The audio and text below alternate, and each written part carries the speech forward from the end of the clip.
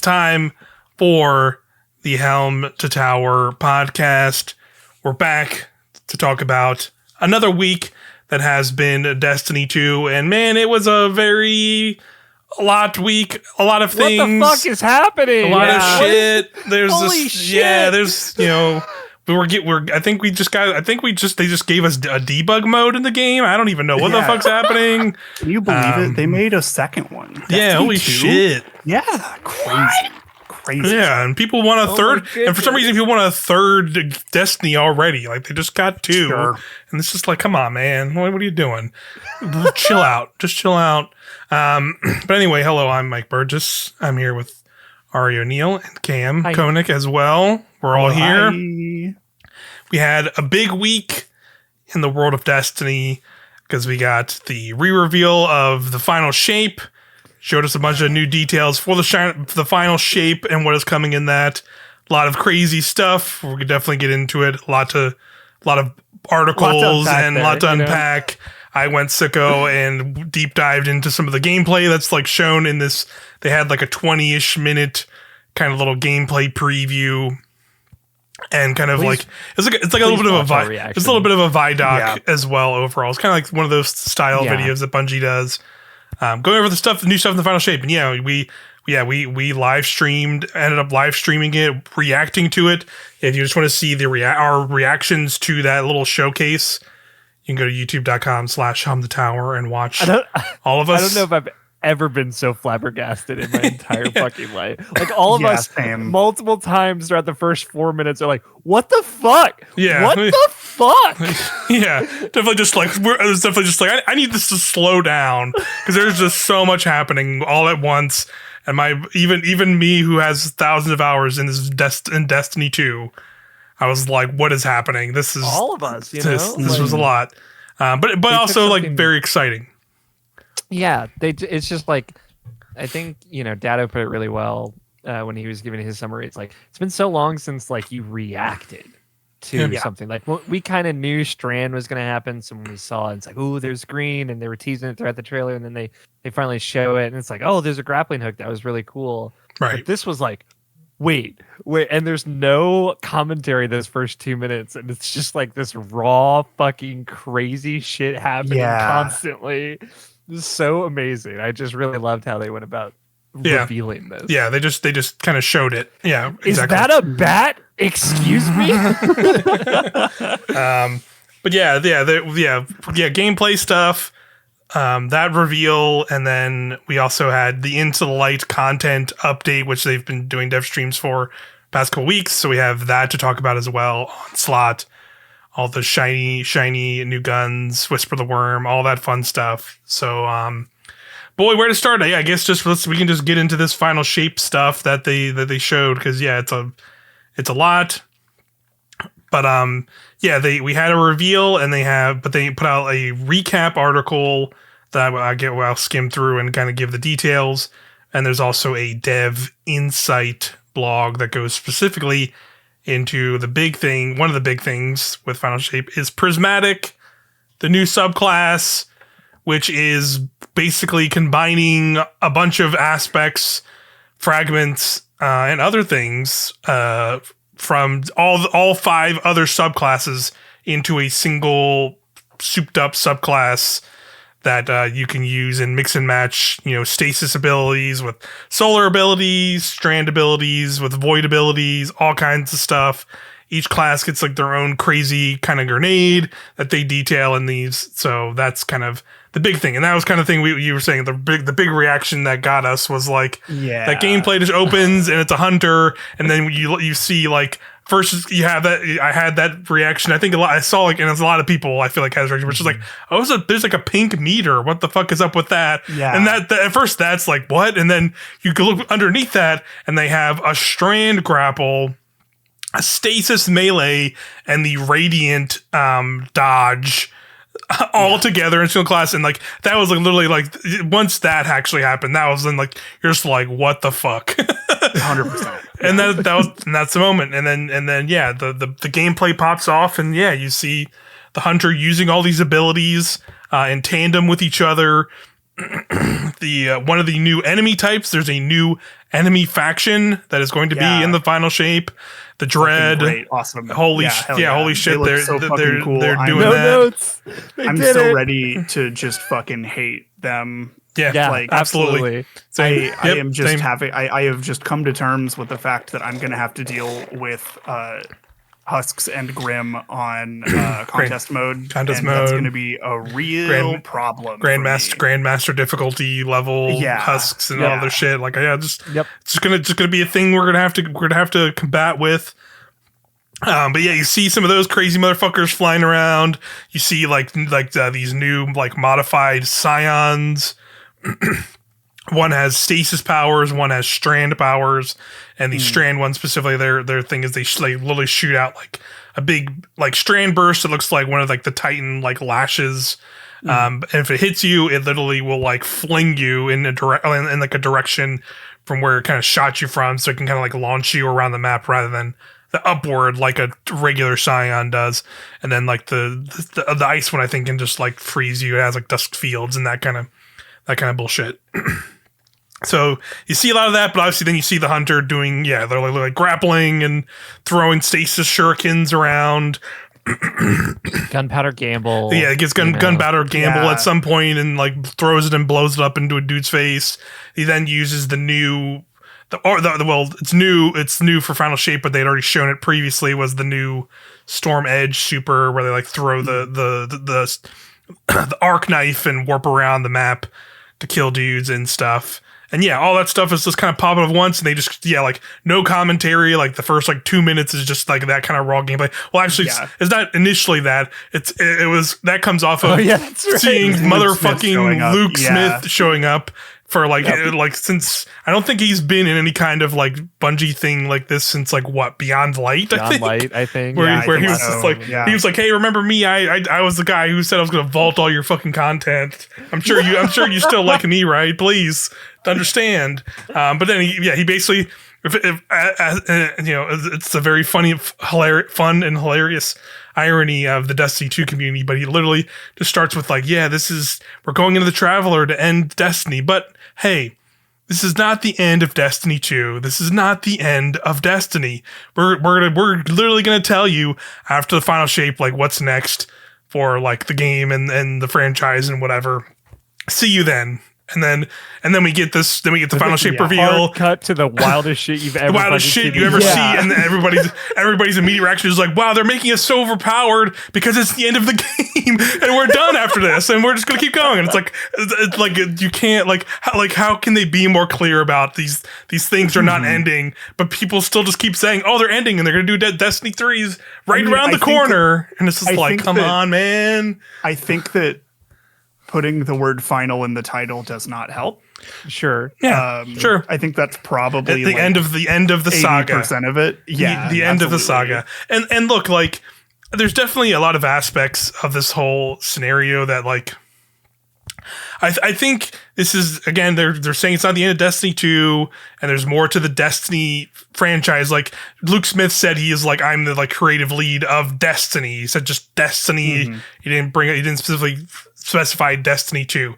So I think there is going to be a new entry in the Destiny franchise video games, but I just think it is still very far away.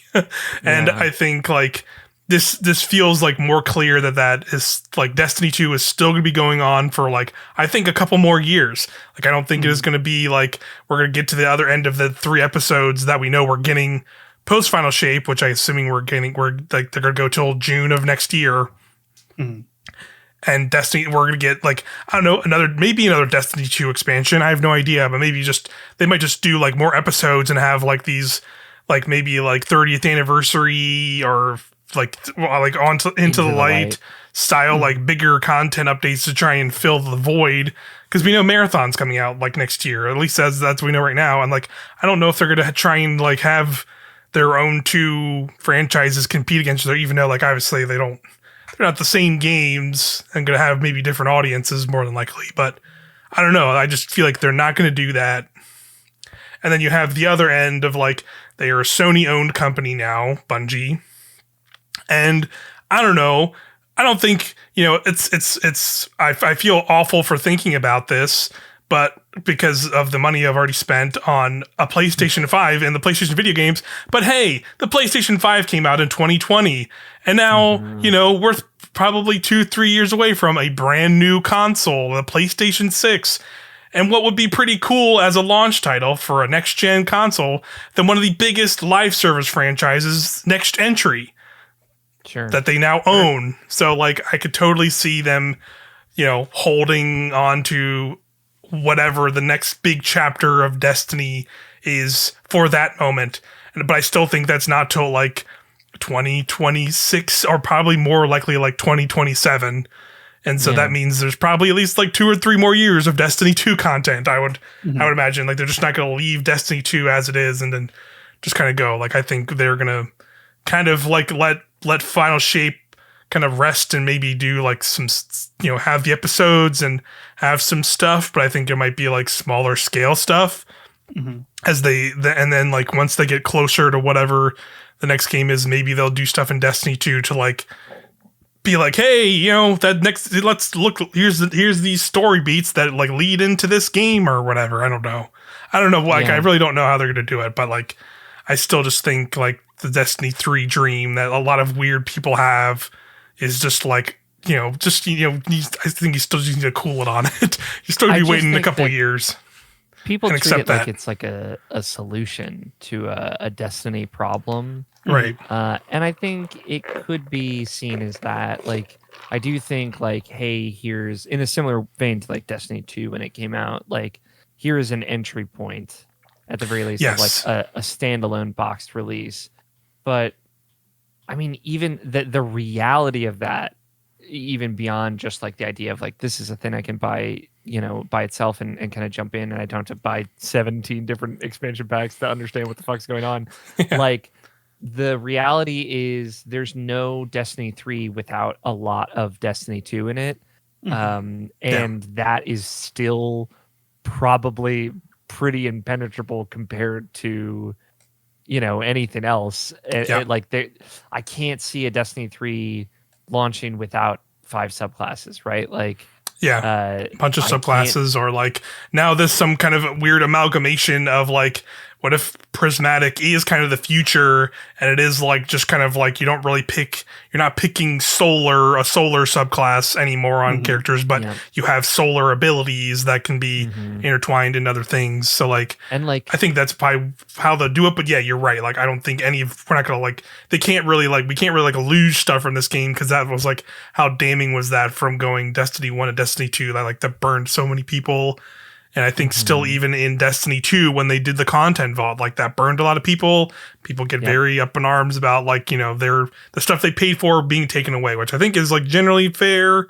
Like, it didn't bother me super, super hard. But like I understand why.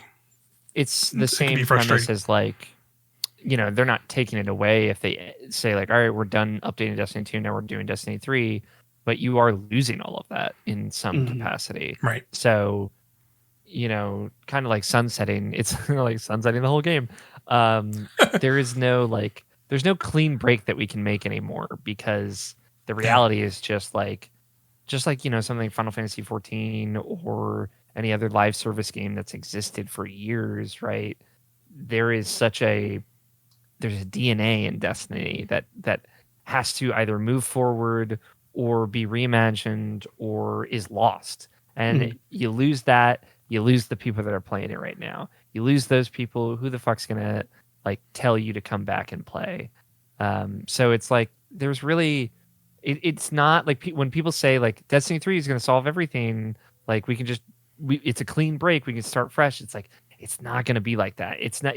You're gonna think that it's like that. Yeah. And the Bungie marketing machine might make it feel like that it could be that, but the experience of playing the game is not going to be that. Exactly. And I'd rather see them like make Destiny 2 into the full featured, bring everything back, bring everything forward game that it could be still than I'd see them drop it and then start something from scratch. Yeah. Yeah. How do you feel about Destiny 3, Cam? I'm kind of the same mind. Like, I I'm of the like I feel like Destiny 2 obviously can't last forever because like nothing does. And so like if they were to do some sort of natural follow up, then like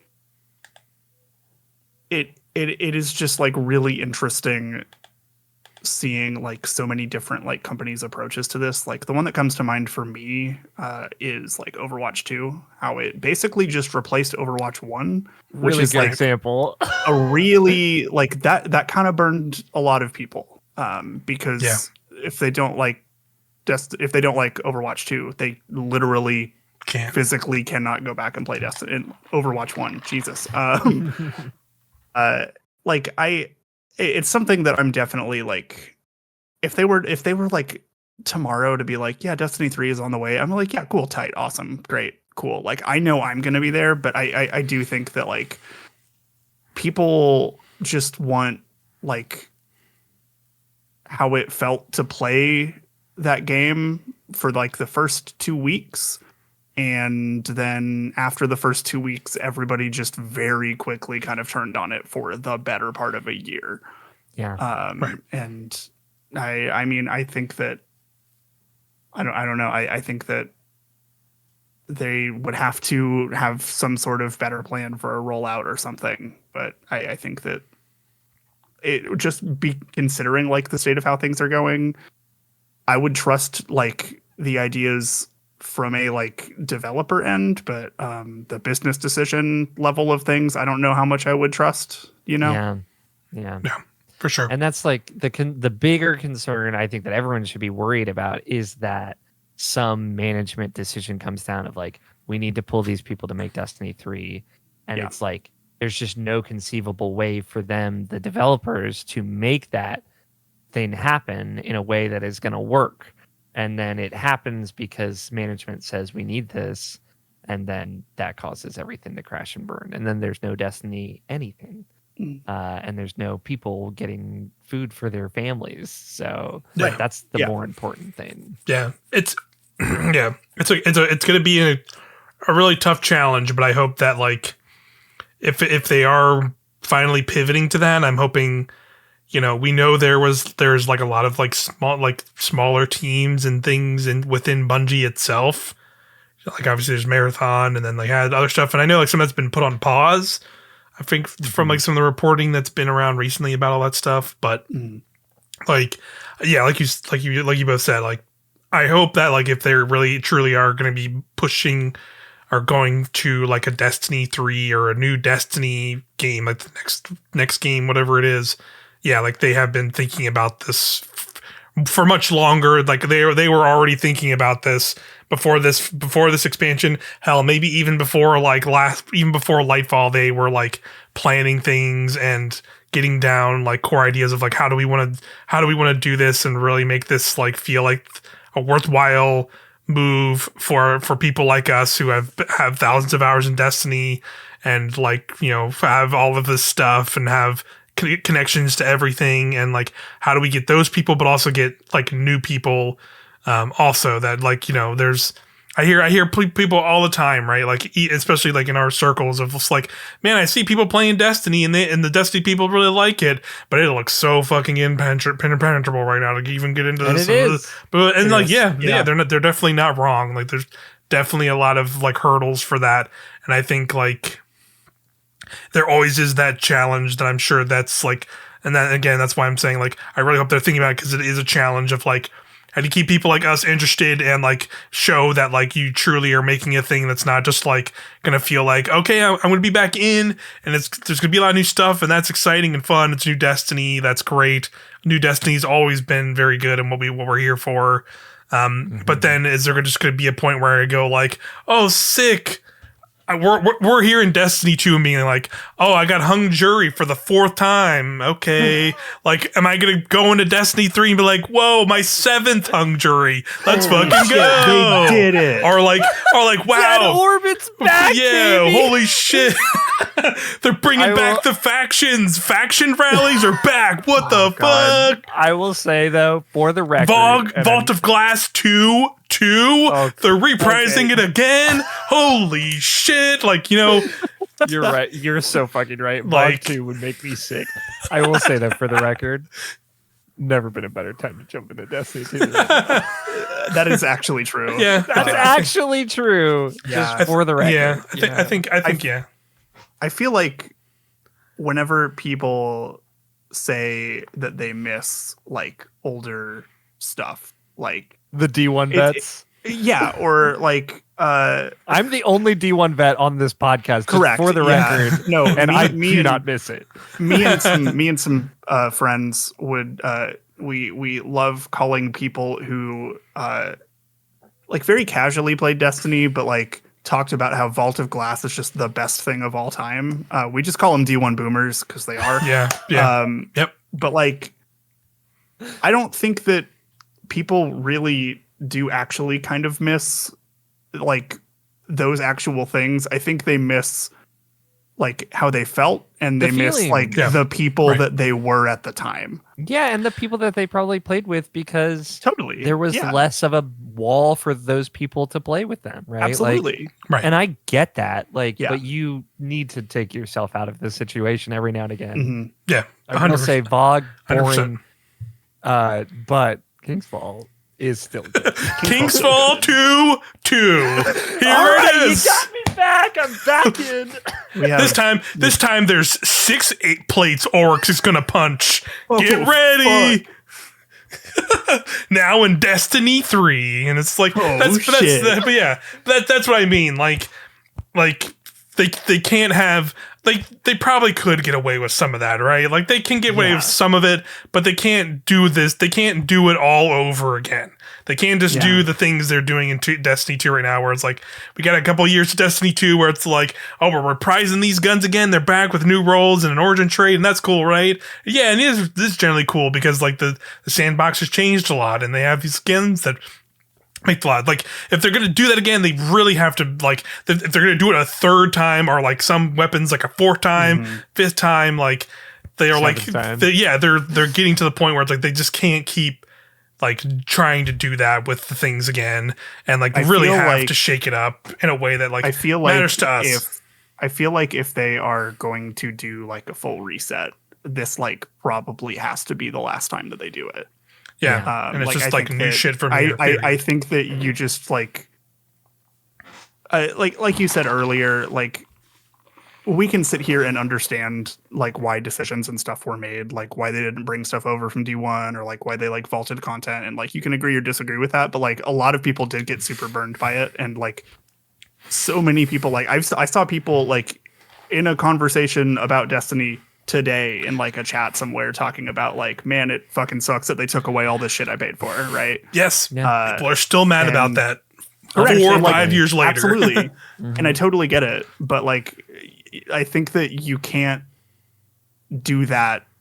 Like, Again. you can't do that again.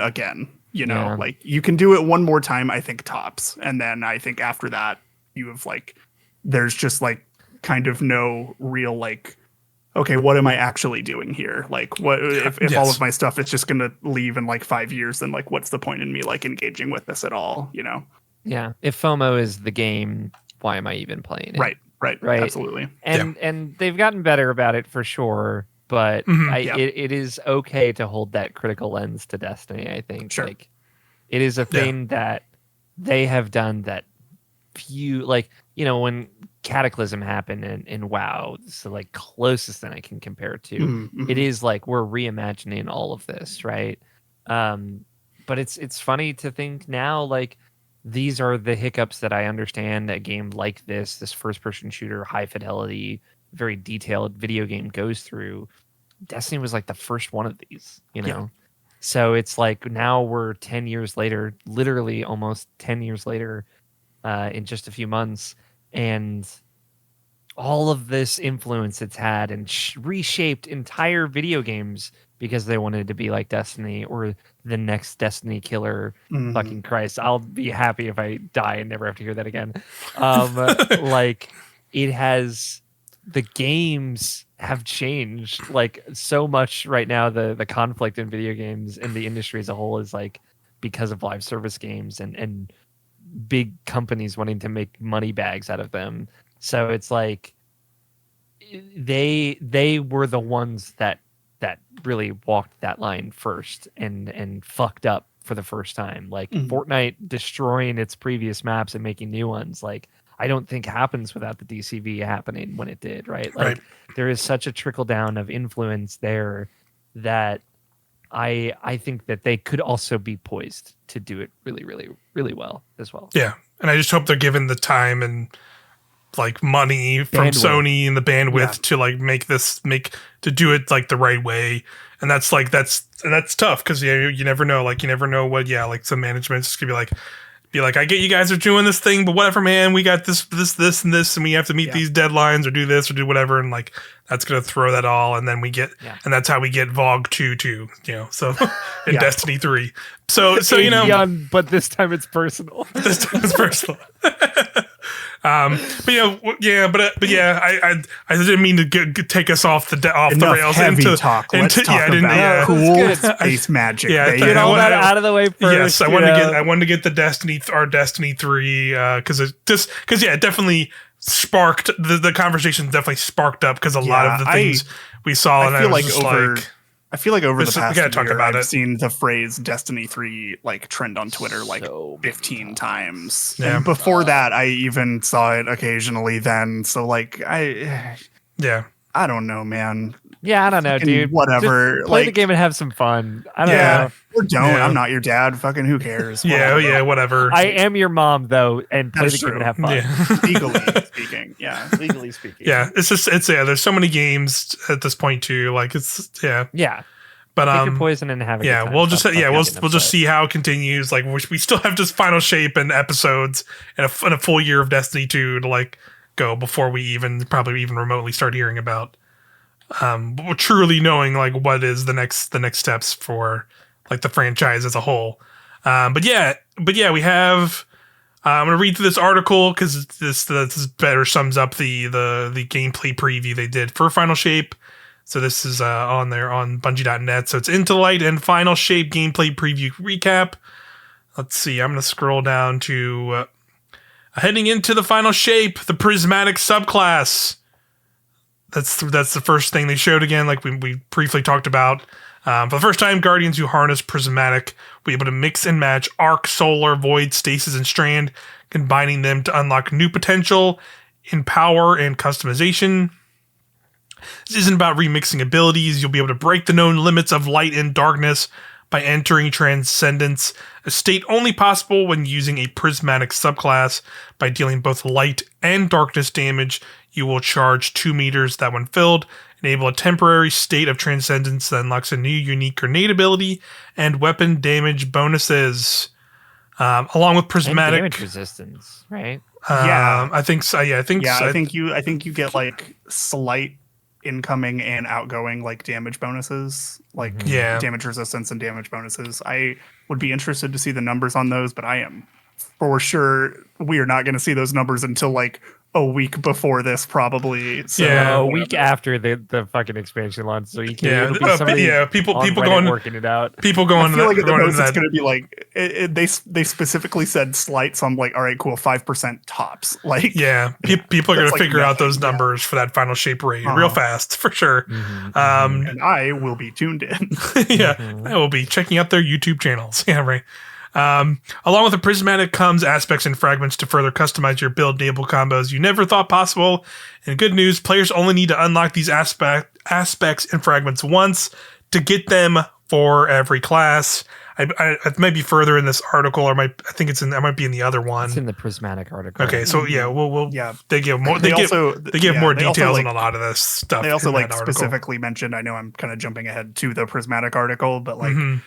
The fact that it's there, they specifically said, no, it's not going to be like Strand was in Lightfall. You get it, and then you just have it, and then you just do the rest of the campaign. I'm like, fucking thank you. Oh my god, fucking god. So I wanted to use Strand like the whole time because like it's like, hey, you got this new toy. Let me fucking. I wanted play to make a Strand build. Yeah, totally. Right? Absolutely. Like, that's totally like that's how I went into that as well. Like I think you can even go. You probably can go watch like when. you and our friend Ren streamed it day one, and like I have my full drip for all 3 classes stranded out, ready to go, and then it's just like and then you just now I'm trying to find the strand things to get strand meditations randomly on Neomuna to hope I can get the this fact thing. That and they specifically said no like weird currencies you have to get, and also you just get it as a subclass in the first mission. I'm like, oh, thank God, thank you so much. A lot of this is like, we hear you, right? Like 100%. Yes. This whole presentation, 22 minutes of just like, we got it, dog. And I think fucking worry. Yeah. Yeah. And I specifically think also like it's a good call, because like in this case with Prismatic, it is all abilities we technically already have on other things. Right. So it's like you're going to force us to unlock our abilities we already have on those classes again. Through some manner. So I like that just would have not felt good. Like people, that just would have felt not good. It also, obviously all of this, and maybe we can talk about it a little bit at the end. I don't want to turn too much on about lore, but like this all feels like a culmination, not just like of everything, like of Lightfall and Strand and understanding the darkness more, and Beyond Light and Stasis and subclass 3.0 through Witch Queen, and like all the little adjustments we hear about them, like making fucking fire sprite cooldown timers work better, and like all these little things that we've been seeing them adjust in the background. Now it's like, oh, this is like multifaceted. This isn't just we're fixing solar, we're fixing the future. Absolutely. There's definitely a part of that. There was a good point I was going to bring up. Probably once we get through a lot of Prismatic and all the final shape stuff. There's definitely part of me with my little tinfoil hat on. That's not to say this was like all super duper planned. Like not like I'm not going far as like, oh, we're gonna not show any of this in the first final shape, and then we're gonna delay it. Like not that crazy, but I think there was like the ideas here, right? Like of course there's like new enemy factions that are like maybe very darkness adjacent to the Witness, and like us getting a subclass that is basically the all power subclass that combines all of our powers, because they were already kind of positioning us as guardians to be like controllers of light and dark. So now we were literally putting them together. Like I think there was like Prismatic was always going to be a thing in the future. Maybe it just this was just kind of like a really big thing where it's just like they probably had a lot of these ideas internally for things, and knew people wanted them, but there were probably a lot of people above that were just like, we'll get to that. Maybe we don't have enough time. We don't have enough time, or like this reason X or Y, and or we can kind of have this stuff come out over time to keep people engaged. We need them to be engaged in playing all the time. Like, so maybe we'll spread this stuff out or whatever. But like, obviously, a lot of the things that the poor reception of Lightfall that led into all the madness of last year, into like the even further of like poor sales and all the stuff that happened initially with Final Shape, player drop off, then layoffs that hit Bungie. Like clearly it was just like a moment where it's like, okay, yeah, we can, okay, you guys cook, do your shit and fucking go off, and they absolutely were just like, okay, thank you, and like they were given their Dragon Ball Z Piccolo takes off his fucking 80-pound cape moment, absolutely, just fucking go ham and like put the stuff in now, and like are given the extra development time of like the delay to finally like finalize all this stuff and put it all together, and it feels right. This does truly feel right, of like this it makes sense for us getting these powers, us getting the darkness powers, and learning like, oh yeah, darkness is a tool, whatever lore stuff, and then like we are the people coming together. And this is the moment that we need to like save and rally to fight the universe. So it makes sense for us to break beyond our limits and use all the powers together and have this big ending climactic moment or whatever. The thing I'll add is like conceptually though, like obviously this all makes sense, and we especially with how much time we spend with Strand and learning it. This I feel like makes that feel better, of like, oh yeah, that was like us touching the veil and understanding darkness as opposed to just wielding it. That this is like conceptually what the final shape is. It is darkness and light in perfect harmony together. It is us, like we are the final shape, like Guardians, like that being the delivery, and it is now like our vision of the final shape versus the Witness's vision of the final shape, and those ideologies clashing. I just gave myself chills. Like I just love that. I love that idea so fucking much. It's awesome. Yeah, we have become Destiny 2, the final shape. We are Destiny 2, the final shape. We are one. But yeah, it really does feel like seeing these pieces come together with this reveal. It feels like work. It feels like they were just missing pieces of like once we saw everything together, right? Like remember going back and looking at the initial final shape reveal and being like, okay, new supers, the pale heart looks cool, all the support frame like weapons and all the new weapons, which they literally did not talk about at all, which is insane. How those are like pretty big things. But none of that was here, and like all that stuff was cool, but it was okay. It was just kind of just like, yeah, okay, that was it. And you could even see in like your reactions of just like you had a moment. I could tell you had the moment where it's just like, oh, we're gonna get supers for all of them, right? Like you had like a energy to like hoping there was a little bit more. Like you could tell it. Like I think like both of us kind of had a moment like that where we're just like, there should be a little bit more, right? Maybe, I don't know. And then you see this and you're just like, yes. Okay. Yeah. Yep. This crazy prismatic class, new enemies, new other like a bunch of other stuff. All of it made sense and it fits perfectly and like. But then like also, what if you elevates had two all of this exotics at once? Just like a little freebie.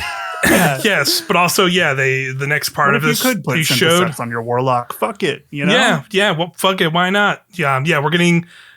Return, or second, it's kind of a return because there were exotic class items in Destiny 1, but they were definitely nothing like this. They right? gave you an experience bump. Yeah, they gave you like a little experience bump or whatever. Yeah. Remember levels? That shit was crazy. Yeah, no thanks. Remember leveling up your guns to unlock the perks for the I first don't time? Actually. Yeah, I do. It fucking sucks. So they go on to clarify here, and again, it's like worth reading because I definitely have seen a little bit of like. Again, it was like, we had that really initial period when they first showed Prismatic and we're like, this is going to be utterly broken. Why this is going to be insane. Like you can hear it in our like reaction too. One day. We had one day. Make us stew on that for too long. Yes, for sure. Where like, there is like the Prismatic subclass is not literally every single ability and every single thing from every single piece. It is more like a selection. That's good. It is. I 100% agree. It is good. In the same vein, these exotic class items are specifically for prismatic subclasses. Like they are not like you can use them on anything. They like specifically supposed to be paired with prismatic. So that's something. I imagine it's also not going to have every single exotic. Yeah. Yeah, I think it's the entire game. I agree. Yeah. I think it'll be similar to like weapon perks, right? Where it'll just be like you're gonna be able to go on like GG and see the pool of perks on each exotic subclass and figure out that would be the longest light GG page of all time. Because it's probably going to be. They said it in the thing. Then they say there's like we'll get into the other part with like the UI stuff and the perk updates. But there's thousands of perk names and buffs and things in Destiny, and a lot of those are exotic armor perks or other things like that. So they're also like half perks sometimes in the class items. Like, oh, this is like aspect of Ophidius is like, yeah, but it doesn't give you like reload speed. It just gives you ready speed. It's like, okay, like they made some choices with this. It's like, they're kind of like, I think like, I put it in like the little kind of breakdown, but they kind of label them as like the spirit of Ophidian, and like you said, it's not just the raw dog full on exotic everything. It is like basically like maybe like a piece of the exotic. Some of them are full on like, because that's in that same clip there is like Assassin's Cowl as a perk, and it is Assassin's Cowl perk where you get a melee kill and you go invisible, and you can get that on a warlock. That was like on the warlock bond, I think. Like, great. So like, cool. Can we combine Armamentarium and Claws of Ahamkara? Can we like truly fucking breed chaos? Yeah, please. Yeah. See, so they have some listed here. So I'll read from the article here. But Guardians can push their prismatic builds even further with the new exotic class items coming in final shape.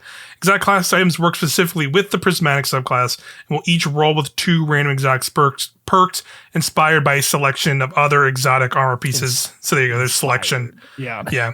Inspired, and Yeah, it's the a selection. famous buy of fucking like armor. Yeah. Yep. Yeah, and then again, it says even from different classes. So that's like the other thing is like it's a selection of stuff, but I guess all 3 of the exotic class items will have those perks, and some of them are not necessarily just perks that are like the hunter cloak does not only have hunter exotic perks; it could have anything like we were saying more or less. But yeah, that means a hunter could have an exotic cloak with some unique abilities of Assassin's Cow combined with Liar's Handshake. On the other hand, Warlock could get an exotic bond with roll of Apotheosis Veil and Star Eater Scales.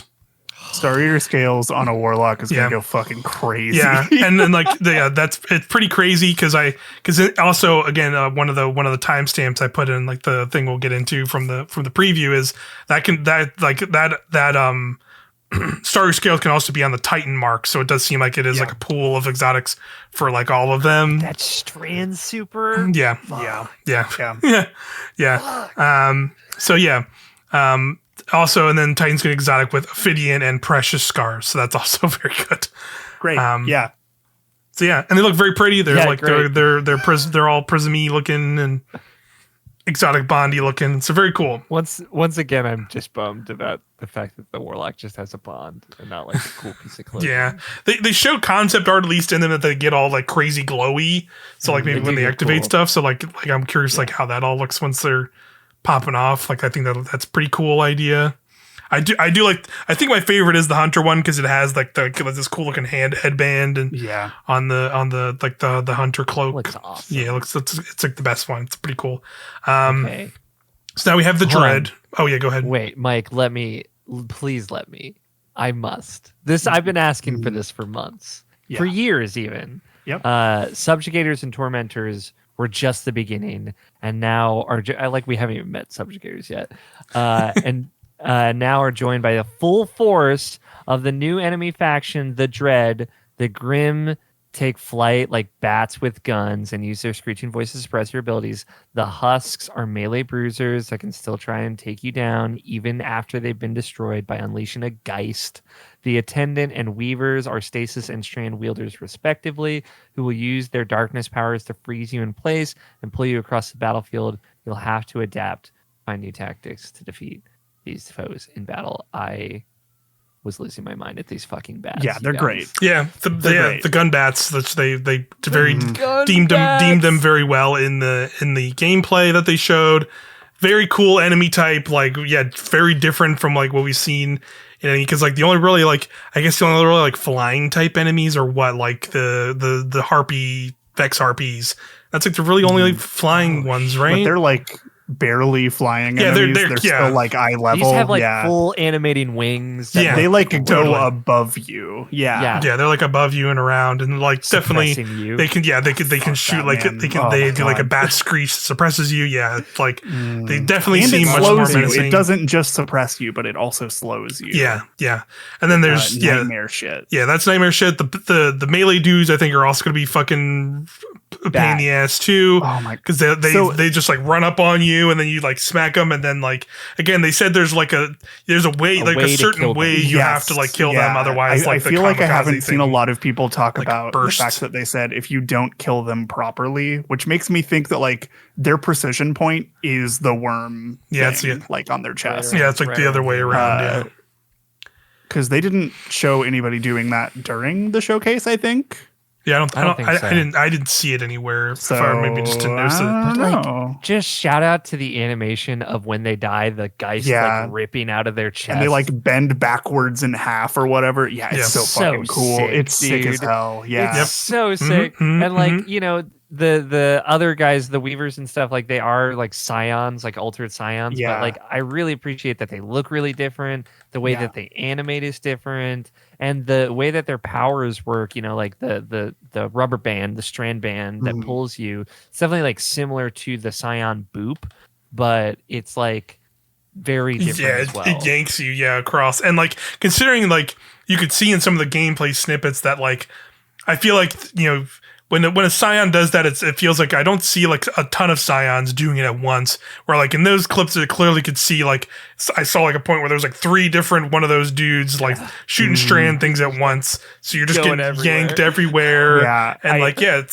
seems fucked up. That seems like a way like worse yank. It seems more annoying than the Scions, which is like surprising. Yeah, but also I love it. I'm so here for I'm super it. here for it. Yeah, I just like Mike, how many fucking episodes have I been talking about how many expansions have we covered, you and I, like pre-Cam, sorry Cam, that like leading into, I'm like, yeah, but what if the raid had a new enemy some new enemy case?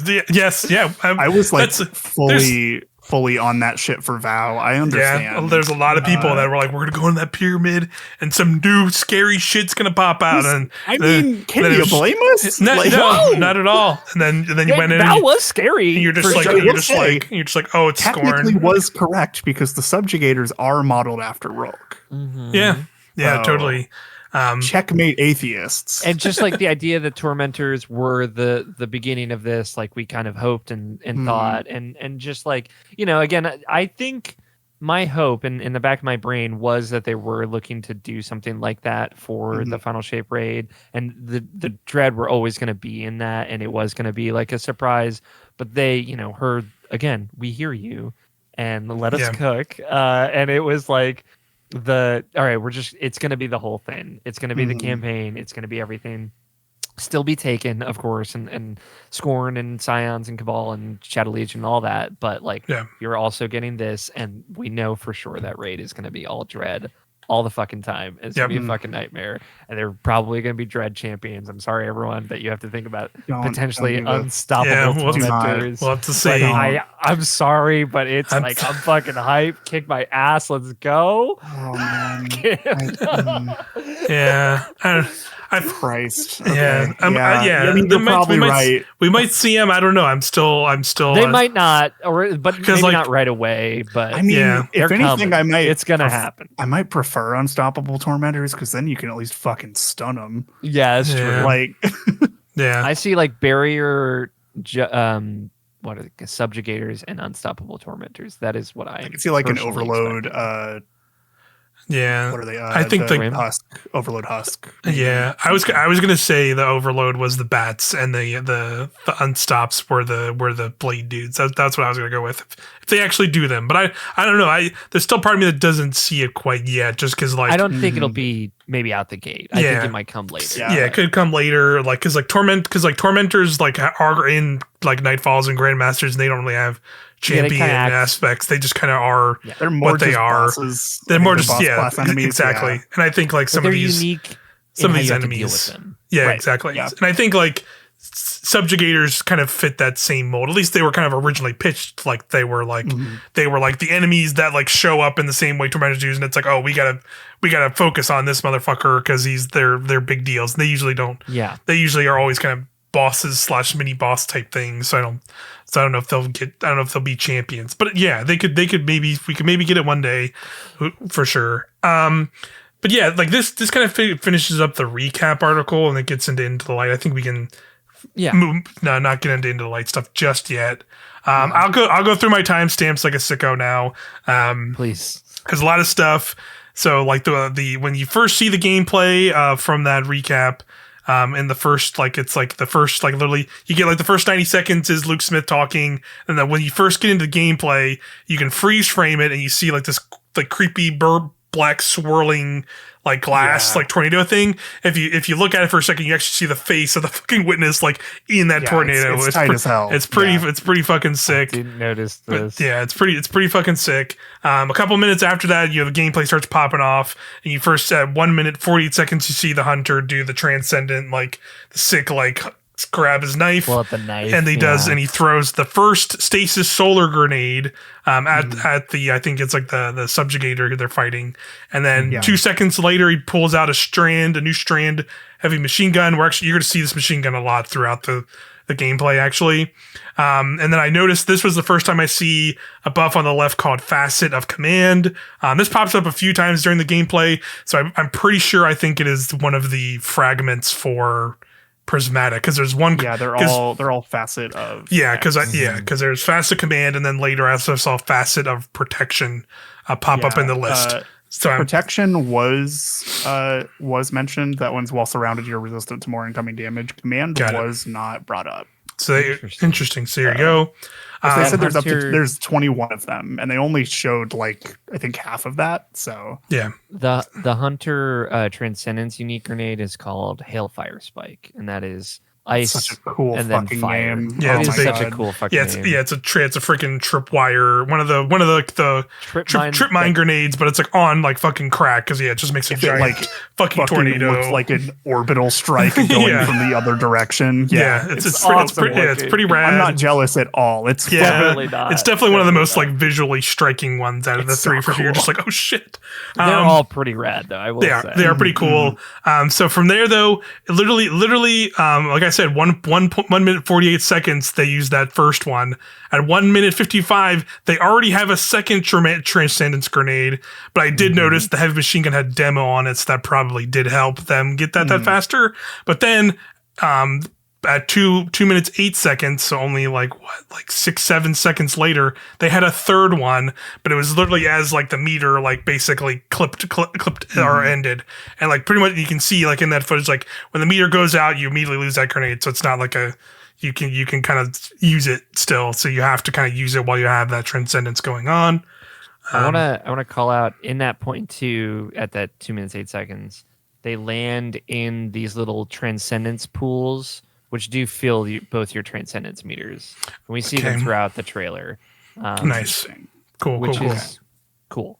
Yeah, that is pretty cool. So yeah, jumping ahead to the next gameplay segment, because at this point they started getting into like they'll talk, like a dev will occasionally talk and kind of chat, and sometimes it's over gameplay, sometimes you see their face. But yeah, 2 minutes 8 seconds, you can see that you're going to get a third grenade charge and all that stuff, and then you jump to 2 minute 45 seconds. You see a new stasis hand cannon, which you've definitely seen a lot. It has kind of like a blue top to it.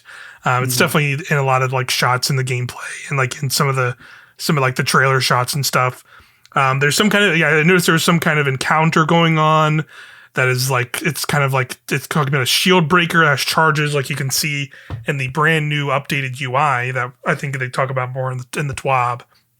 But like specifically where like the activity buff is now going to be under your health meter, you can see it says like shield breaker charges, and you have to get like 3 charges to like break something, and it's like some kind of activity going on. So I wasn't sure what that was all about. I imagine that's probably similar to like the like virus one that you get in fucking what's the seasonal activity called? The lair thing. Riven's Lair? Yeah. The coil. Yeah, the coil, yeah. Thank you. It was my the coil. Yeah. I wonder if it's similar to like that boss where you like, you can get 3 stacks of the like disease thing, and then like pops, you have to damage shields with it. Yeah, damage shields. That could be it. In the Prismatic article, they also say that there are enemies in the campaign that you need to use Transcendence to break their shields. Okay. So it could also be related to that. Could be related to that. Good call out. 2 minutes 52 seconds. You see a new kinetic shotgun.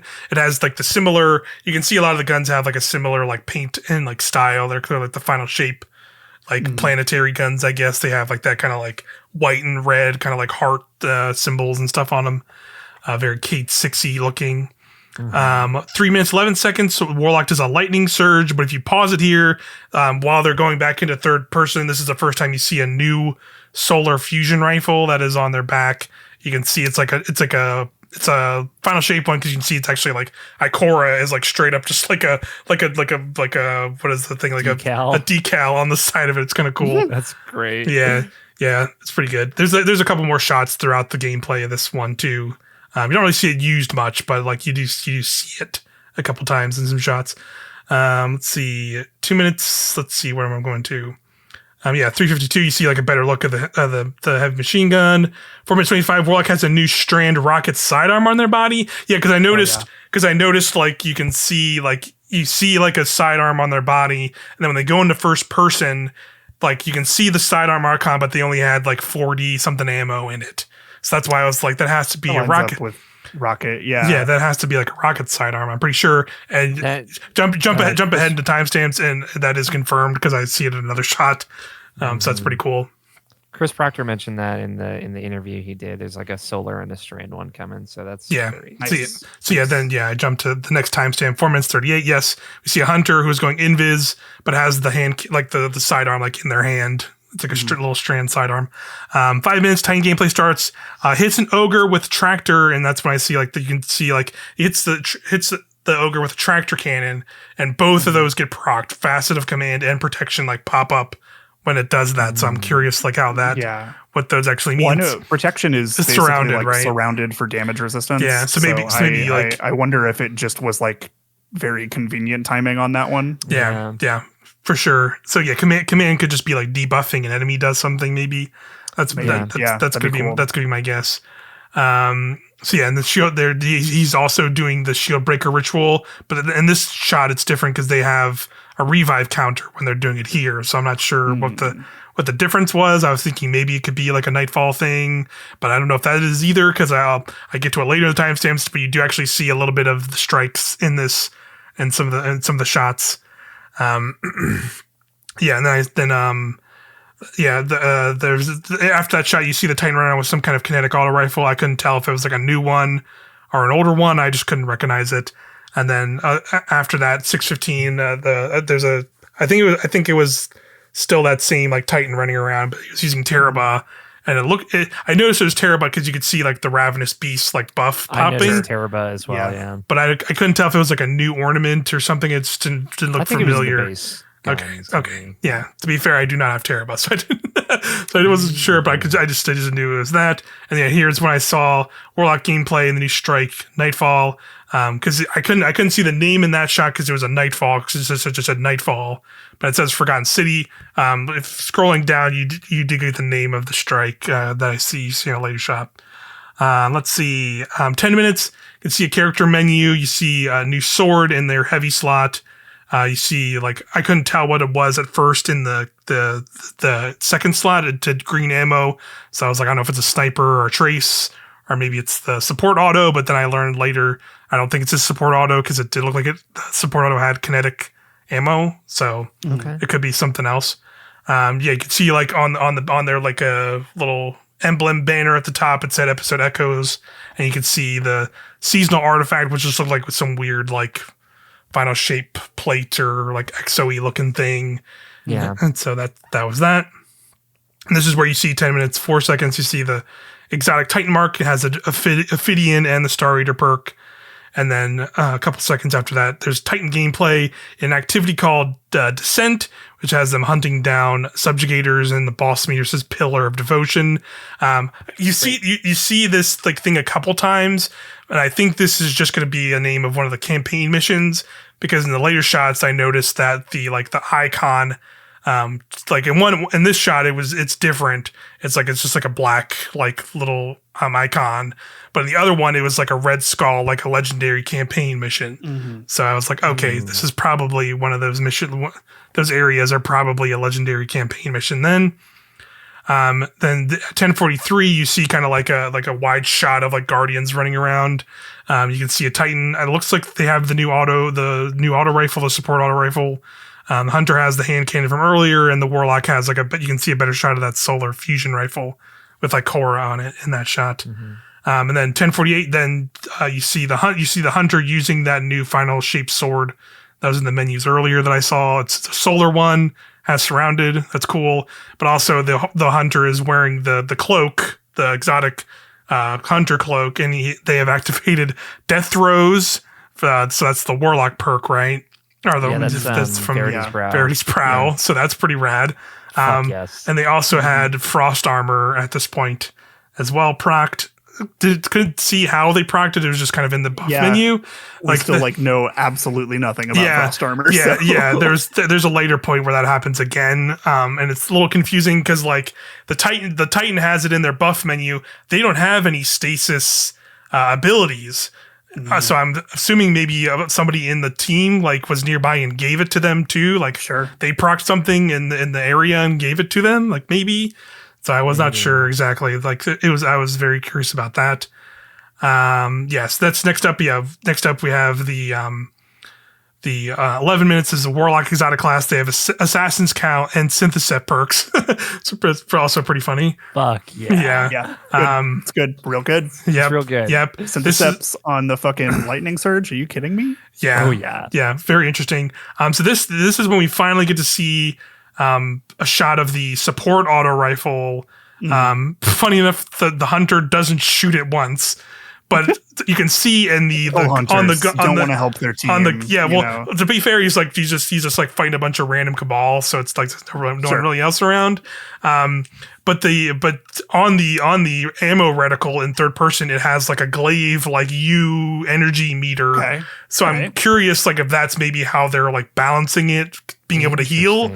Where like, because you can see it has kinetic ammo, so it has the infinite kinetic ammo, but it has that meter. So I'm wondering if there's like some way you charge it, and then or maybe it's like a thing where like if you're shooting enemies, you're just killing them, but if once you start hitting people, that meter like drains, and that's how you have like a limited heal, right? I wonder if that's their way of keeping it to where you don't win fights by just having some dude off in the background just constantly shooting back. There's like there's like a limit to how much it can heal a person. So that's all we see of it though. In that same point there, the hunter with the support auto in hand. Yeah, you can see like the glaive meter. The activity they're in is called Temptation. It looks like they're just like out in the Pale Heart, like just like wandering around in maybe an open space. It kind of gave me a public event-y vibe, but it could be something else. There's Shadow Legion Cabal there, so that was like I feel like the first time we saw them in the Pale Heart, if I remember. But and then in that same fight when he like defeats a bunch of them. At 11 minutes 13 seconds, there's some kind of yellow brick that like drops from one of the enemies on the ground, and it has like a similar like look and like little light beam coming out of the top of it that like an ammo brick does. So that's why I put is that like a different kind of yellow ammo brick or some kind of maybe just like collectible thing? I have no idea. I'm pulling this up. I want to see this. I'm looking. I've been going through as you've been going through, Mike, and I don't know. But it feels like maybe a public event collection. It could just be like some planetary thing for sure. But it definitely looks it's just that light. I saw that little light pop up, and I was like, that looks like one of those like ammo brick lights. Could this be something more, or could it just be? It could be nothing. It could be no big deal. But if it's some kind of new ammo thing, that could be really cool. So we'll just have transcendence charge or something like that. Yeah, could be something like that for sure too. Let's see, where am I at? 11 minutes 19 seconds. Warlock does a Phoenix dive and creates one of the Helion's solar buddies. So you see that. So it seems like it is similar to what is it? The void and the arc ones. So you activate your class ability and one pops up. Sense. Yeah, makes sense. The last 20 seconds, you see it pop up and the Warlock running around with it in that little clip there. It's pretty cool. Then 11 minutes 43 seconds is when we see another shot of the strike. It's called Liminality. Couldn't see the name before, but like it's a different shot than what was before because like the first Nightfall strike is like you're kind of like in this like it looks like almost like it says like it's a forgotten city and it has definitely that vibe of the other pyramid-y ship-looking strike. Birthplace of Vile, but it looks more like underground. There's a bunch of like Taken everywhere. This has like a different vibe where like you're like it looks like you're like in this big weird cavern. And there's like a bunch of Taken, and you're like on this like big like walkway, like bridgey looking area. So yeah, pretty interesting. It's cool. Strike at least one strike confirmed. Which is always nice. 11 minute strike. Look forward to it. Yeah. Again, this is when I saw 11 minute 54 seconds when you see the descent activity again because it has like the same like objective even as before. But then that's when I noticed. It has the red icon, red skull with the legendary. So it's probably one of those missions. 15 minutes 35 seconds is the Titan uses their new Void Shield aspect, the one where they can charge a meter, so you can see in that shot when they're using it, a little buff in like the left hand side meter pops up and it says unbreakable, and it is like a charge meter, so you can see like the enemies. The name of the aspect. Yeah, the enemies are shooting it, and the meter's charging up. So it seems like that is like your pull to like you can hold that and take that again, and then pop it, and depending on how much you have there. Yeah, I'm also noticing it's pretty cool from looking through this that I'm trying to make sure that I'm not stealing your thunder. No, go ahead. So I also noticed that while you have that out, you just have a void overshield that doesn't stop counting down until you let go of that shield, which is kind of cool. And he also got volatile off of doing that, which that's awesome. Pretty tight. Yeah, so that's good. Yeah, that's gonna whip ass. Yeah, that's like my like the Void Titan stuff is like so much like, even though I know we're getting prismatic, I'm actually really still excited for like the Void Axe Super, and that like it just looks like a really cool. Looks hype. Really cool stuff that support the team. Support the team and like, but also be like offensive in the same vein, which I think is like a little bit more of what the Void Titan needed. It needed a little bit. Yeah. It has plenty of good like support stuff now, but like getting a little bit more of that to play into that, but also allowing them to be like offensive themselves is cool.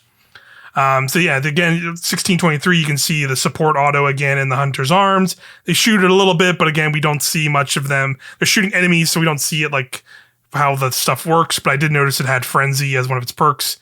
You can see it. You can see it like in the bottom there. 1630, I put that because like that was because they had Transcendence. It showed up in the buff feed with $$ Transcendence $. It's very good. Yeah, there were like a few like placeholder stuff that I definitely noticed. They're like still kind of working some stuff out. Yeah, but that I honestly just wanted that to be the normal one anyway because it's very good. It'd be funny. Yeah, it'd be very funny. Yeah, Cash money, baby. Cash money, transcend, baby. But in that same footage, you can see there's a hunter playing a Legend Lost sector called the Broken Deep. So they're in a Legend Lost sector. It's a cool looking Lost sector too. Yeah. So that's largely what I got, because after that point it gets into the after that it goes into like the actual like gameplay trailer they put out, and like most of the stuff you can see in that trailer is like stuff you could see throughout this like gameplay footage, where it's like you get shots of the guns, some of the guns you see in this. I didn't really notice anything that you didn't really see outside of the stuff that was in those timestamps, and the prismatic stuff, of course, that we've talked about a bunch. But you just see a warlock fucking phoenix diving and spawning 3 hatchlings, which is just tantalizing to me. Yeah, it's very good. It's very fun. So yeah, cool little details. A little bit of things that were little details stuff, here and there. Mike. That I thought were fun to shout out. Yeah, thanks for doing that. No problem. The only other thing always. that I noticed that I mentioned to you guys off mic was the potential, and we don't know this for sure, of like you can see a ring around the Guardian rank in the HUD of like your allied players that could indicate their current health. So that, for all the support folks like me out there, that'd be cool. That like to keep, I've gotten very good at picking up on like the shield break burst when you see it on your allies. So it's like, all right, that's my healing grenade time. But like having an actual health indicator of like, okay, that person's at half, let me get them up. That stuff seems really cool. I mean, it'd be really cool if they had that. Especially considering just like how it is now is you are either in danger or you are just a number, and it's not super helpful. Goddamn right, you're just a number. Get out there and fight. Absolutely. That's right. But all right, yes, let's see. Not done yet, folks. Still got a little bit more to go. I mean, we're actually doing all right on time, all things considered. Yeah, we're okay. Yeah. So we have having a good time. I am too. This is all super fun to talk about. We have the prismatic deep dive article now that we're going to go into. So a little bit more details about the prismatic subclass. So let's get into this. Today we like to give a brief overview of the Final Shape's new prismatic subclass, including the suite of abilities available, how you'll expand your capabilities, and unique gameplay it brings. The prismatic subclass is familiar, but with a twist. Your super melee grenade and aspect slots will feature a selection of light and darkness abilities from all 5 damage types. You can select from all available movement modes and class abilities. including the subclass specific ones such as Phoenix Dive for Warlocks, Acrobatics Dodge for Hunters, and the Thruster for the Titans. Yeah, that's cool. Yeah, for Thruster. yeah, I'm happy to have Thruster on more stuff because it's super fun. Our main goal for Prismatic is to enable new and interesting build crafting combinations that lead to new types of gameplay so that we can keep the game feeling fresh. As part of this, some of the abilities we've chosen are ones that we think have been underused since their initial release and have exciting interactions with the rest of the roster. In many cases, I think that is such a good decision. Yeah, honestly. 100%. 100% there with you. Let's see. In many cases, we've adjusted how certain aspects function to enable these unique interactions. With Prismatic, we want to make an immediate impact from the very first mission to the final shape, so you'll have access to a complete starting Prismatic build with a set of light and darkness abilities, aspects, and a full set of fragments. So then they dive into that stuff. But yeah, I'm 100% with you. I get there's definitely a little bit of a like, oh, when they said like it's a selection of stuff. It's not literally everything. But for me personally, like I like the aspect of like this that makes it feel like we're playing a subclass, a class. Yes. Rather than it being Prismatic like has an identity, you know? Yes, 100%. And I think that it also, by not just having all of the completely busted shit, it lets the other subclasses still retain like their identity. Like like you're still able to like Well of Radiance is not in this list for Warlocks, and I think that's really good because otherwise, why the fuck would I not? Why would I run Solar ever again? Right? Yeah, exactly. Banner of War, the Banner of War Titan aspect is not with the Titan. Yeah. Yep. Absolutely. It's such a good idea to not have. You gotta that make there. those tough calls, I think, for something like this. Like a thing, because I'm sure, much like you guys, I stared at these charts that we're about to go over for all the classes. But like, you know, looking at the Warlock one, I also like that they include the new aspect and new super that they're adding for all the classes with this. Same. So it's like, Same. hey, you're going to be using this. So just like, you know, Song of Flame, I was already going to be using it. Now I can use it for Prismatic. Yeah, exactly. Like there is no like priority Healy Warlock on Prismatic, right? Then we might have Ember of Benevolence in some way, and it's going to be exciting to see that expand to like amplify your buddies and maybe get faster ability retime or stuff like that. Really cool. But you know, while Warlock is the only subclass that gets healing grenades in Prismatic, which I think is really interesting, you do not get Touch of Flame healing grenades, which is the only source of restoration ×2, right? Like there are decisions that were made, and I appreciate that. As much as that does bum me out of like I can't be the one size fits all healing Warlock, truly, that I would love to be, you know, and I, you know, on Warlock in Prismatic you have no grapple, right? There's no grapple option. It's only a hunter thing, right? It does kind of like it brings a little bit of flavor to each class. Yes. Like there will be good Prismatic setups specifically for that, rather than just like I'm gonna be the best of these things from everything, and like I'm playing like a debug mode version of this game. Like that's what I like about this. Like it feels like you said, like exactly how you said, the Prismatic has an identity as a class because of like the decisions they made and what they picked and choose. I like that. You know, who's to say, you know, like other subclasses that we got, new subclasses, they gave us additional things over the seasons post that.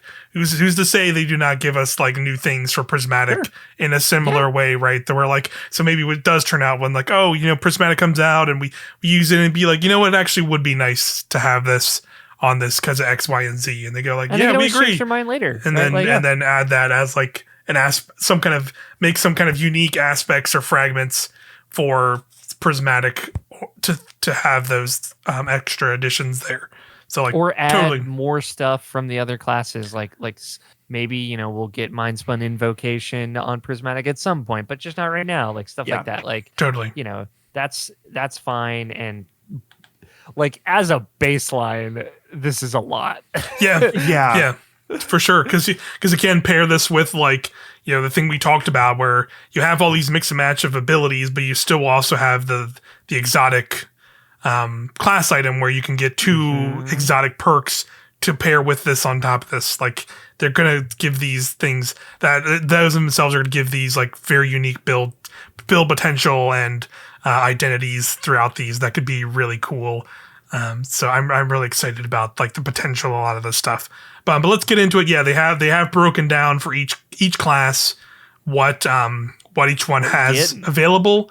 So and they also give some insight onto like how, because they mentioned some of the aspects and fragments are being more like I guess agnostic would be the word. Like they're making it so it's not like specifically like they mentioned the hunter as stylish executioner, which was is normally void debuffs, like grant you invisibility. Now it's just any debuff from any of the classes will make you invisible. I could be on prismatic and have a fucking chill. This means on prismatic I can have a fucking chill clip fusion and just freeze a dude instantly and just go invisible. That's fucking incredible. That's all like it's fucking rules. Like, we haven't even brought guns into this and all of like incandescent. Yep. Like imagine Sunshot with Stylus Executioner and you just shoot once and go like it's fucking bananas. Yeah. Mm-hmm. So like it's very understandable how there had to be some choices. Yeah. There, you know? Yeah.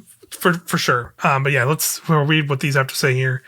The prismatic hunter is evasive and maneuverable, grappling around the battlefield and leaping to advantageous positions with ascension. I think that's the new arc aspect. Yeah. Oh, okay. Cool. The like fighting game. Like the swirl up. Yeah. Something doing grapple into that was also very cool. Yeah, they do sick. that. Yeah. They also do at one point in there. They do that ascension with the winter shroud stasis. Yeah. So he just does like a big freezing blast out of it with the arc jolting. Like God, that's fucked up, but incredible.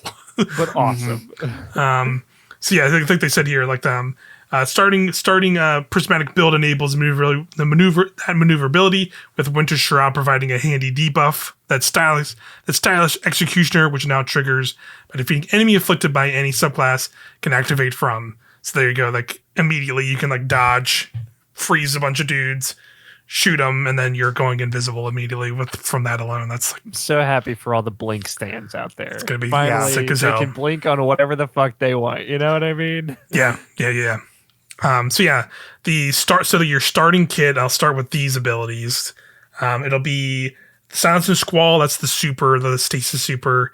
Acrobat's Dodge and Blink are your like unique hunter mobilities. But yeah, all the normal stuff is there, the dodges and jumps.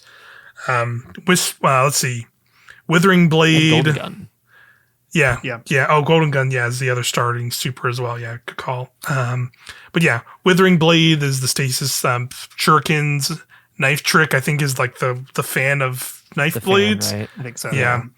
Swarm Grenade is the solar grenade. It's like the weird little mines that like kind of track you.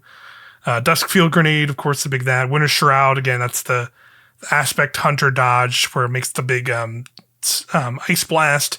And then Stylish Executioner, which again they mentioned. So those are all your starting things. A lot of solar and stasis starting out there.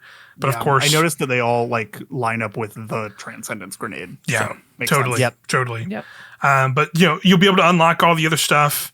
You briefly mentioned, like those are the things you start with. But as they go over in this article, just playing through the Final Shape campaign, you will find transcendent chests, I think is what they call them. Prismatic chests. Prismatic chests. There will also be like apparently challenging encounters that you complete and just get them from drops from there. Hidden collectibles to go find, and these will just permanently unlock these things for the class. Like you will not have to go all fragments unlock for all classes. Yeah, you will not have to go kill stuff and get like prismatic clusters or some bullshit currency or whatever. That's not going to be a thing. And also, if you're a sicko like me who plays multiple classes, if you unlock this stuff on one class and then go play another class, it'll be immediately unlocked. You don't have to unlock stuff all over again. Yeah. Great. The right call. Yes. The right call. Again, taking the feedback from Lightfall to heart, and I appreciate that. Yeah. So here's all the other stuff the Hunter has. For supers, they have the Shadow Shot Deadfall. They have the Silk Strike, the Strand Super, and then the Storm's Edge, the new Arc Super with the knife throws. They have Combination Blow, Arc Bolt Grenade, and then the new Ascension aspect for that. I really like Combination Blow already, so that's awesome. That's there. That's crazy, dude. That's gonna be bananas. Yeah, they're also getting Gunpowder Gamble as an aspect. They're getting Threaded Spike, Grapple, and Threaded Spectre for Strand. And they have Snare Bomb, Magnetic Grenade, and Stylish Executioner again for Void. So a lot of good stuff there. Like that one clip, it was like 3 seconds long of the hunter like doing is bananas, truly, like doing the combination blow dodge that does the stasis burst, Yep. but also leaves behind the strand double. Yeah. And then doing the punch into another dodge that leaves behind another strand double. Yeah. And like just thread lanes and ice and shit everywhere. And that blow, I believe, like jolts or damages them in some way. Or actually, I think that comes from the other arc aspect. I think actually, so I don't know if combination blow will jolt, but it has some effect. I forget it specifically. It's just it's very good though. The dream is real, and it's like yeah, so cool. Yeah, I'm super into this, all this stuff. A lot of fun options there. So then we have the Prismatic Titan. They have a lot of really cool stuff, like the Titan excels at disabling enemies to make them easy targets for high impact follow-ups. Drenger's Lash, Shackle Grenade, and Diamond Lance are all potent primers for subsequent Consecration, Thunderclap, and Unbreakable Blast. Their starting build allows them to freeze targets with Diamond Lance, which can be created from any ability final blow now, rather than just stasis. So yeah, stasis things everywhere. That's pretty fun. And this says then wind up a fully charged Thunderclap to remove the threat from the fight with one fell swoop. So again, they have their starting is Thunder Crash, of course, the classic, and Blade Fury, the Strand Super, awesome. Yep. Yes. Yep. They have the Frenzy Blade, Melee, and Shackle Grenade from Strand. Then they have the Thunderclap, Melee, and Pulse Grenade, Arc Grenade as well from Arc. And then they have the Diamond Lance as well for starting and Knockout, which is the Arc. The Arc Melee. There's going to be so many fucking lances everywhere, dude. So many lances. Oh my God. Like, see, like the most obvious thing was seeing that shot of him drink. Like, there was a shot. There's a few crazy shots that get into this, but they do. It's either like a Drenger's Lash or Shackle Grenade and like string up like 4 dudes, then immediately just charge up. The Thunderclap and just punch into them and just kill a billion dudes. I'm just like disgusting. Oh, incredible! Like so disrespectful in a way that I am super here for. Yeah, exactly. That's all I need to see, and I'm like sold in. Sign me the fuck up for those that. Bats is all I'm fucking saying. We're coming for your ass, dude. I'm living in this Shackle Grenade Thunderclap world, and that's beautiful. That's all I'm here for. And you can also have, and of course you have like the Thruster too, which I love the Thruster on Arc Titan. So that's super fun. And then all the other stuff you'll be able to unlock is the Twilight Arsenal. So that's the new axe throw.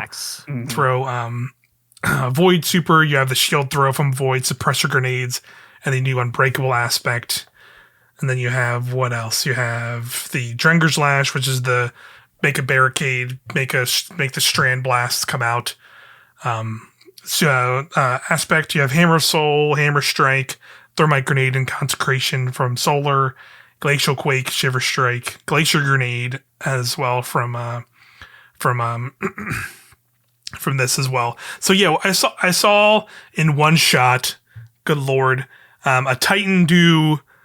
There's like multiple times you see in these shots from their setups where they put a barricade out and like 40 effects come out of the barricade at once. Yeah. Where it's like, you see one where it's like they do like a barricade and the Drenker Lash comes out and then like the fire comes out. Yeah. But then that's so mean. Yes. If you go watch the gameplay, the gameplay Final Shape trailer, there's a shot of the Titan. They have I guess it's the exotic that makes an ice wall barricade. So they make an ice wall barricade and the fucking lashes and fires shoot out of it all at once together. And I was just like, holy shit. That is so sick. Like that's a crazy combination. I'm fully anticipating some shit needing to get disabled for this raid.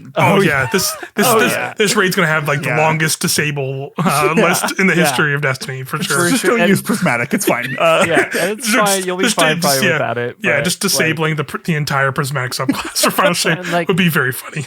It would be really funny.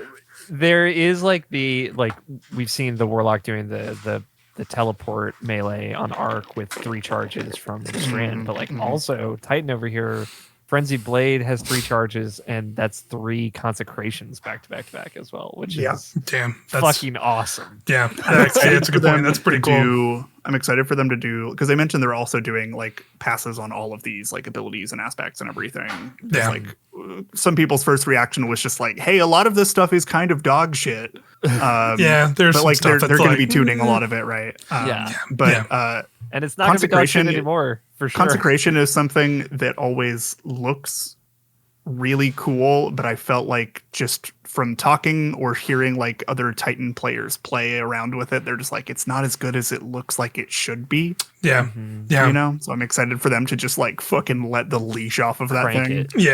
Just crank it for even if it's just something on this like specific subclass. Like I feel like that'd be cool if they like are like, if it's on prismatic, and since there's a prismatic is what's available on that, it makes sense to like buff it here more than it would be maybe baseline. I know some people would probably be mad about that, but like I wouldn't mind that personally. But let's move on to the Warlock. The Warlock absolutely sees like the summon, like they're going full in on summoning shit, which is kind of wild how much this thing, which is cool. It says the Prismatic Warlock brings an army to bear, summoning a horde of Bleak Watchers, Helions, and Threadlings in a blink of an eye. Their starting build lets them lock down entire rooms with Bleak Watcher and Penumbral Blast. And their ability damage, including damage caused by sharing the frozen targets, kickstarts Feed the Void, granting grenade energy to start the cycle anew. So holy crap, if you thought Devour plus Bleak Watcher is just dangerous. It is so dangerous. It's gonna be good. Been running the fucking guns that I can never remember the name of from Warlords. I've been running that specifically to feed that fantasy, and now they're like, but what if it was a whole class? Pretty much. Really curious about all this the Warlock stuff for sure. There's gonna be I want to see like a lot of like crazy Strand stuff, but also like how that pairs. Like I'm really curious how Helion works exactly, because they showed a little bit of it, but like what does that do? Yeah, and they seems talked. Like it's changed since when they initially unveiled it too. Yeah, and I know people were pretty disgusted by the combination of having Arcane Needle and Lightning Surge, so you could have the 3 I'm very excited things, about that one. But that also looks kind of like fun as shit, because like I know like Lightning Surge is like a thing that's like big in PvP, but like it looks cool, and I feel like it didn't really have like a place for me to use in like PvE much, where like this like gives it that place, and that's why I really like Prismatic being this like mishmash of stuff that can maybe work better with different combinations, and it makes Prismatic feel like its own identity because like of the possibilities this makes with like having 3 Lightning Surge melees or souped up summoning of specific grenade types. Very cool. I like it a lot. I like, first of all, the idea of Winter's Wrath with Blink in PvP should just strike fear into everyone's hearts. Be afraid. But I like that. Which Nova Bomb do you use, Ori? I use Cataclysm. Okay, I don't. I fucking hate it.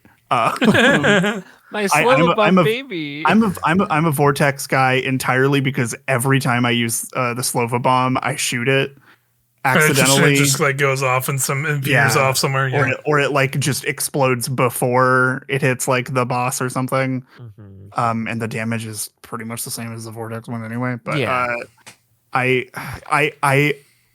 am very excited that they're gonna give me a reason to run it. Like I'm interested to see if like, okay, they're leaning into the fact that it is like slower and stronger. Like maybe it does get like an ability pass and they do make Cataclysm stronger. That could be neat. Yeah.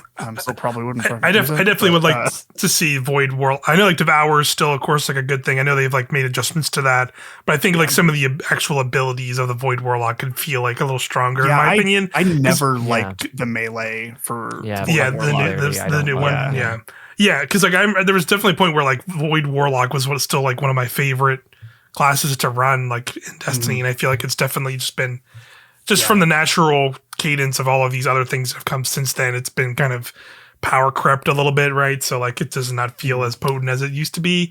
So I wouldn't mind like this being something they definitely maybe look at some of those abilities and tune them a little bit. With, and yeah, I will say like a thing. Just one of the coolest things about all this is like looking at the subclass things and being like 5 super options. Like we've never had that before ever. It's absolutely crazy. Yeah, it's so awesome. Yeah, because you can see. Yeah, in this dev insight blog, they have the images of like the subclass UIs. And just seeing all the diamonds underneath the super, you're just like, hell yeah. Yes, and like, it's like hell I yeah, love let's go. that. With those things, like when we get to the aspects, like sometimes the super you choose will kind of determine the core of the class, like as far as buffs and debuffs are concerned. Right. I wonder if that'll trick down to like stuff like elemental capacitor and things that kind of hard adjust to that as well. Yeah, I didn't even fucking think about all week, you guys. I didn't even think of like there's so elemental much. capacitor. There's so much to think about. Yeah, there's a lot. Or it could be its own thing, right? Like, and that's fine. Right. I think that makes sense as well. But like, I like that some of the aspects are like, oh, if you're running, depending on what kind of super you're running, like this is going to be the determining factor. But having like that flavor of super, like being able to run Needle Storm with like an all solar setup if I wanted to, right? Like being able to run Nova Bomb in a situation where like I have another well with us and it's like, okay, cool. I can edge out a little bit more, but I can still have healing grenades. Like there's so many very, very nice things about this. And that's true for all of the supers, right? Like I know, unfortunately, Hunter got a new arc super, so they don't get their one shot, but like stuff like... Yeah. I'm just thinking, oh my God, I just thought of like... Thunder Crash is the other one. Thunder Crash was I was thinking of, but like even we haven't gone into just like general exotics and how they work with this. Of like, I was just thinking like my current world solar warlock is using sunbracers, and I use Incinerator Snap to get that instant burn, and it's easier to Arcane Needle, baby. But what if I use Arcane Needle to oh yeah, I guess you could use Arcane Needle to do that. Here's the thing. But you could do that, but like I was just thinking of like do that, and then I get like 8 million storm grenades or 8 million. I guess it has to be solar grenades. So it has to be solar. It has to be solar grenades. And there's so like this is how the decisions they made. I guess you wouldn't be able to do that then. Okay, well, never but mind. what if that's fair because that would be fucking insane, fucking crazy.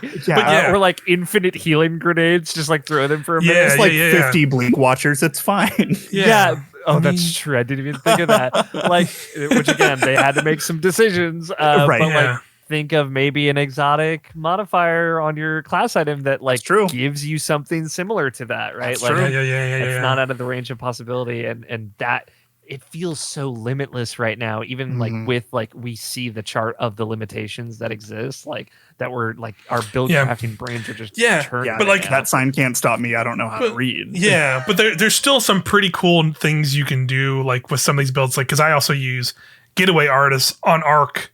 So with this, I could run Storm Grenade and still make an Arc Buddy, and then I could cast like a Rift or a Phoenix Dive and get Helion, a Solar Buddy, Buddy, and have those both going at the same time. And then I could also like pair that with like Weaver's Call, and then I could do while I'm doing the Phoenix Dive that makes a bunch of threadlings, so I'm still summoning stuff and having multiple freaking buddies going off at the same time, and like that's right there is like cool right there immediately. Like, oh yeah, there you go, that'd be sick.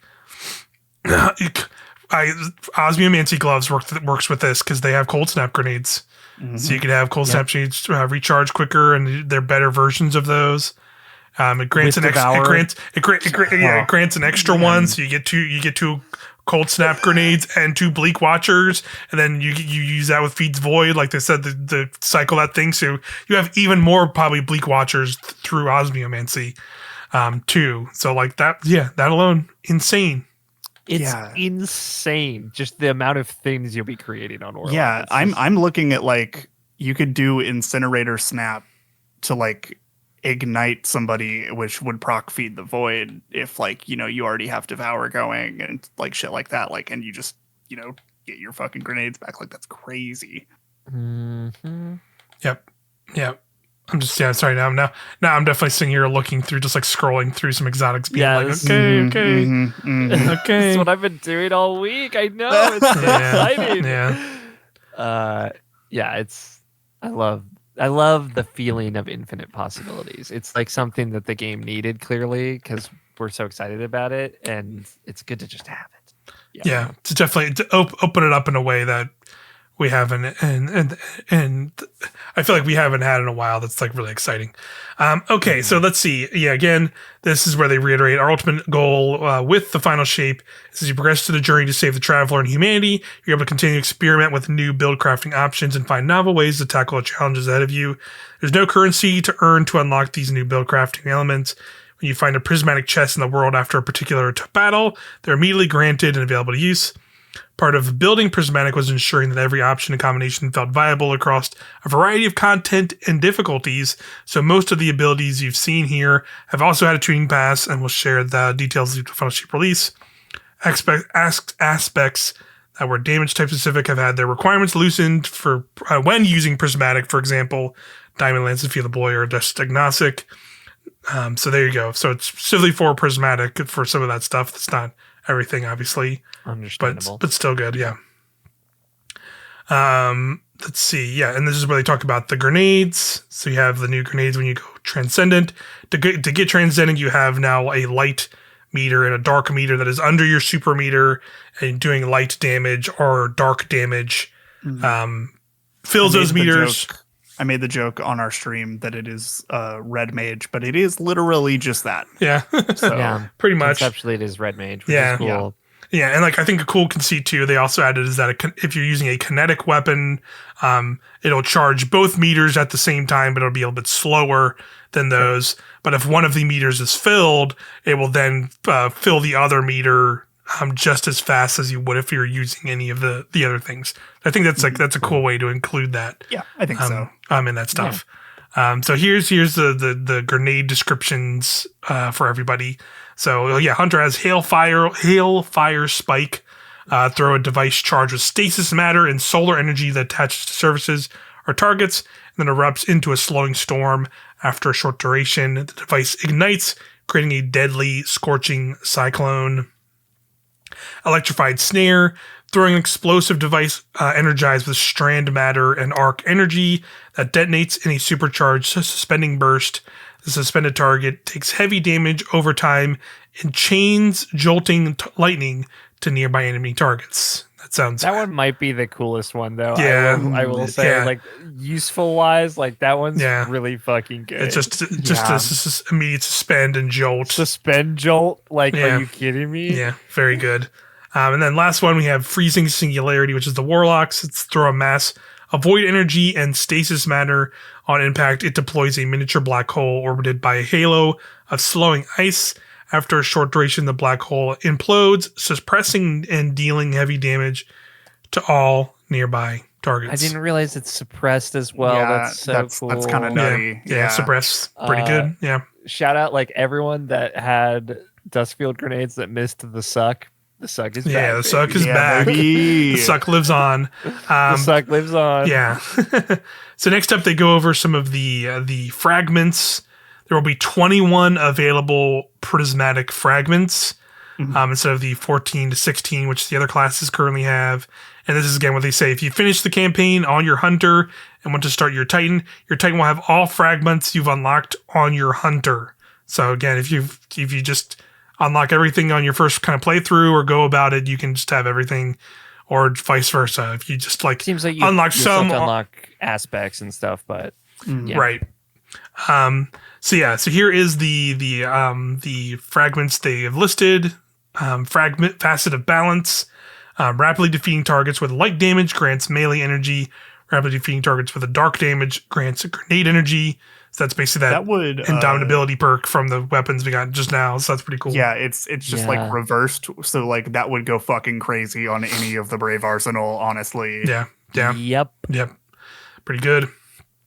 Facet of Bravery. This defeating targets with grenades grants volatile rounds to your weapons, your void weapons. And defeating targets with powered melee final blows grants unraveling rounds to your strand weapons.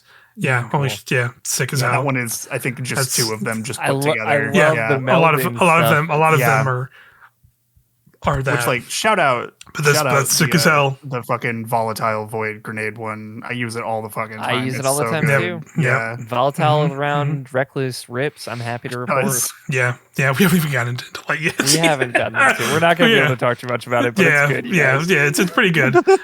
Facet of Dawn is one of the starting fragments you'll get, which is powered melee hits grants targets. Powered melee hits against targets makes you radiant. Powered melee final blows makes both you and nearby allies radiant. So it's literally just a better version of like the solar fragment. Well, it's a worse version because it's just hits that make you and allies radiant. I think this is a good adjustment. So you're right. Radiant as much. You're right. You have to make a final blow. I thought that was just like that just gave you radiant, but that does give everybody radiant. Yeah, I think that would be insane. On prismatic, it but would. It like feels fine on solar. Again, so they made choices, and I like the choices. Yes, I think absolutely, absolutely. Facet of Defiance: finish create a detonation that either jolts, scorches, slows, severs, or makes targets volatile based on the damage type of your equipped super. That's just dumb fun. Sick.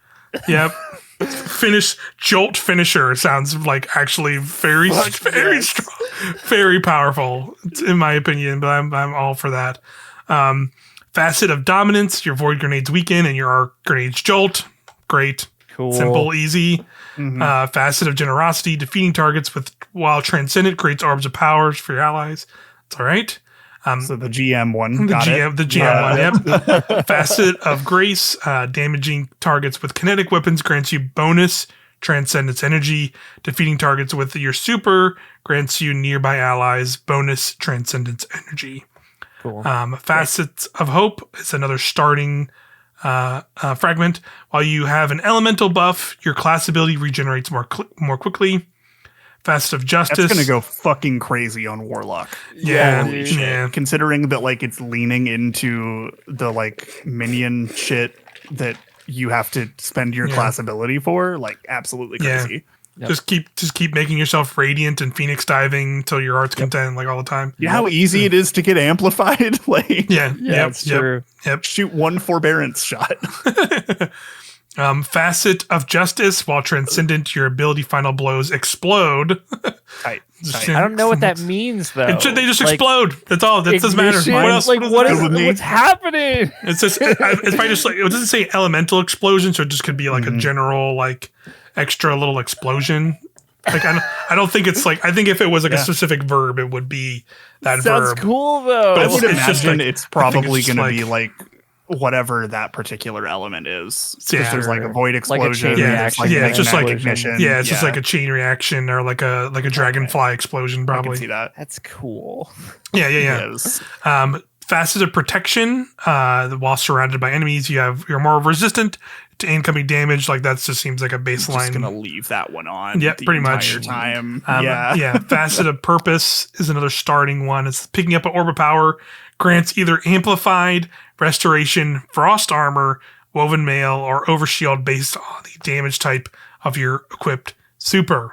Pick your poison, baby. Great. This fragment is probably why I'm going to be running like the Strand super entirely just for this this aspect fragment. Like that woven mail is so good. Yeah, woven mail. Yeah, very good. Yeah. Maybe you'll be running stasis. Who knows? Maybe frost armor is better. Frost armor could kick ass. We don't know. Yeah. Also, like you still don't fucking know. Also, just having orb pickup for restoration a bunch also seems really good. That's insane. Yeah, and there's already a mod that does that kind of. Yeah. But like more of that. It's fire. It's fire sprites. You know, it's not orbs. Yeah, that's true. Exactly. Yeah, very interesting. Facet of Ruin is the last one here. It's another starting one. This increases the size and damage of the burst when you shatter a stasis crystal or frozen targets, and increases the size of solar ignitions. There you go. Very interesting. Excellent. Sunshot gonna go crazy. No fucking notes, baby. Let's go. So there you go. That's how many was that? 12, right? I think it was 12. It was about half. So a little bit about half. So it's a whole nother set of ones to go through and find out and I wonder if they're going to do the thing that they've done for the past 2 expansions, where like some of the fragments you just don't get until the first raid clear. Probably. I can make. That'd be fair. I think it makes sense. Yeah. I'd be fine with that. Like they they're always going to be the most busted fine. ones. So. 100%. Yeah. A lot of those starting ones do seem already very, very good. Yeah. Fucking busted. Which like I ain't doing the race, so like for me they're just like delayed contest mode fragments. A little boon to when you're at the 5 it's hour like, point. all right, you're halfway through. Tight, awesome. I'm gonna go back and go get. Yeah, these let me go get these real quick. Yeah, hold on. We've got the checkpoint. Okay, give me 5 minutes. Let's go hang on the Pale Heart real quick and find some of these. Well, maybe they won't, because whether they just appear. Good point. Yeah, they won't be like, or maybe I like what it also could be is there is something that unlocks on the Pale Heart that you can go into after the raid is completed, and then those fragments are like only available like to get by doing the stuff that unlocks through there. So that's maybe what it is for like. I think it was for like they also Garden.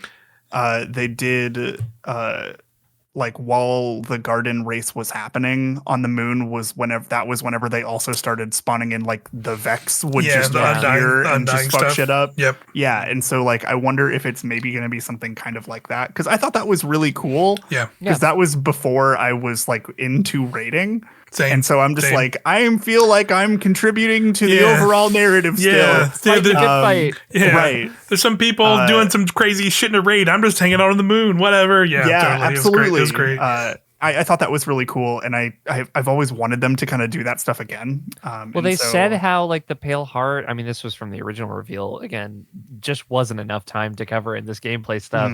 And they said it was about gameplay, and that's more conceptual. But like how the Pale Heart is like a straight line to the Witness, but after we finish everything, it's gonna widen and expand and change week to week in some capacity. Yeah. So and they also mentioned, I think in that blog, I may have glossed over, but they also said it's not just, it's like prismatic chests that come from tough challenges.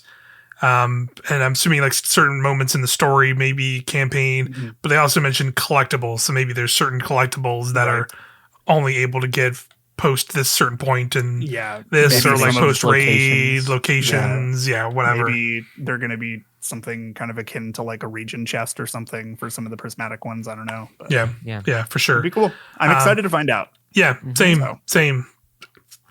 We'll be there day one for sure to get stuff. The currency. I don't know. At the very least. Please, never do that again. So here we go. We're on to our last article here. This is the TWAB from this week.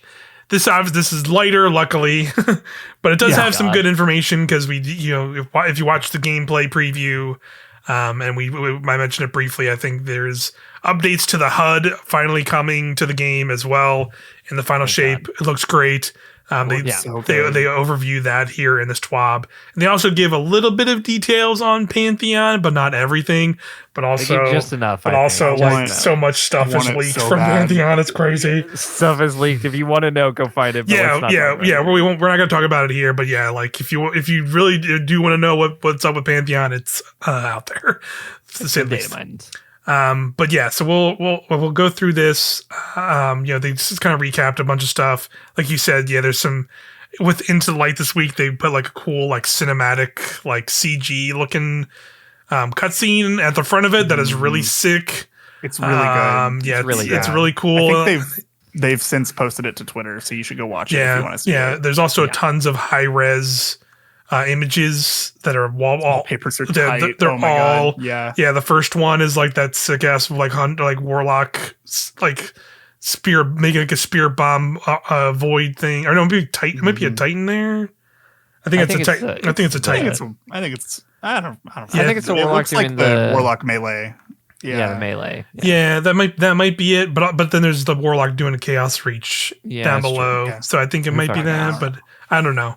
Titan in a bubble. Yeah, Titan in a bubble. You see a Strand warlock doing their arc storm next to a stasis fucking Titan on a stasis blast coming out of the glacier coming out. Yeah, it's a sick as hell shot. You see like a whole squad of guardians like mounted up on like a cliffside here. It looks really with cool. the brave weapons. Yeah, they have the brave weapons, and then they're like in front of like the tower and a bunch of fallen. Yeah, a bunch of really cool shots. Definitely go watch it or get this, go on this TWAB if you want to see some high res versions of those stuff. Really cool. Yeah, but here we go. Here's here's kind of the official stuff they've talked about so far with Pantheon. It says, we've already shared some details about Pantheon, the new PvE challenge that will start on April 30th. It involves not only a gauntlet of raid boss encounters currently available in the game, but also a few twists on how to approach them. We are keeping some details close to chest, including the list of enemies you will face, but since you are eager to know more about it, where they have some more details. The goal of Pantheon is to relive those incredible and heroic moments that raids always deliver, while also changing what you expect from some of the encounters many of you know so well. Prepare to be nimble, adapt your strategies, or throw them out the window, and your fire team will find success. Pantheon will increase in scale and difficulty each week, starting with 4 bosses in the first one and growing up to 8 in a row on May 21st. 8 is so 8 bosses. So it's like 8 bosses back to back. That's at like- contest that's- mode difficulty is that that's sounds like- like a nightmare. That's basically I cannot wait. That's basically every boss, isn't it? More or less. I think so. It's Like, most bosses. it's pretty much I the was looking at majority this of as them. Well. Because yeah, Which means like if you were wondering if like you're in the activity and it's just going to be one area, it ain't, dog. It's going to be a lot. You're going to be warping around. Yeah, whatever yep. is going to be happening. Yep. Each time a new boss is added, the active modifiers will rotate and the power cap will change, starting with players at 5 power below all the way up to contest mode equivalent of 20 power below. So I'm curious if that means like, yeah, that May 21st one, it's 8 bosses, 20 waves. Like you got like, is it only 20 power? Like that's like the only version everyone would feel will have. Yeah, I hope that Selectable there's options. a chiller option just for That'd be some nice. of us. You know, Yeah. you don't get the title maybe, but like you know, Yeah. you can at least experience it because Yeah. it's cool. Yeah. I would want like this that. fucking title. I God. I can't not Yeah. go So for this. cool. I kind of want to go for it too, but I know I won't. I just Yeah. won't. Yeah. Like this is the game that I will get. get sweaty in like a raid context for. Like Mhm. I don't do it for like Final Fantasy 14. Like I'm very casual about that game, but like this one I'm just like strap the fuck in. Yeah. Like Let's I do am it. ready. Like How's your Let's do it. is your squad ready? Have you all been talking or no? we've checked in a little bit. Still figuring out like availability on some stuff, but we're figuring it out. Yeah. Right, Yeah. I wish you luck. Thank you. Yeah, I am fully prepared to like Go all the way. the full 48 hours if I have to, like as much as possible. I'm not gonna like kill myself, but like I want checkpoints, you know. I want that clear like real bad. So Yeah. Um, Yeah. I probably won't do. I'll probably see what it takes to get the 4 emblems because they said there are 4 new emblems. I at least want to get that stuff and whatever that entails to getting them. I will try and do, but it just depends. But yeah, I probably won't go for the title necessarily. But some of these other awards sound pretty cool. yeah. Because here we go. I'll just read here. It says, as difficulty goes up, so does the pool of available awards. You can get adept raid weapons, deep sight versions of raid weapons, and even exotic weapons. Some rewards are weekly, and others are linked to the pursuit of pursuits or triumphs, like the 4 new emblems. Okay, so those are Tied to triumphs you- in some way. or and it sounds like they're weekly. So that means you have to like if you want to get this whatever emblem is up, you're gonna have to complete the thing that is that week. Otherwise, you're just womp womp. So okay, maybe we'll see. I guess on those then. I don't know if I'll be able to swing that, but we'll see. I definitely want to do the first week when it's 4 bosses and minus 5 like power. 5 like, under, that's Yeah. super doable. that sounds Yeah. fun and like not too hectic and miserable. Now the interesting thing is like these changed mechanics. This sounds like some prestige mode shit. A little. Like that, Yeah. That's how it reads to me. I don't know if you guys ever did Prestige Leviathan. I only ever did like Callus. I did. I did but the- Prestige Leviathan like once or twice. Yeah, I did. Okay.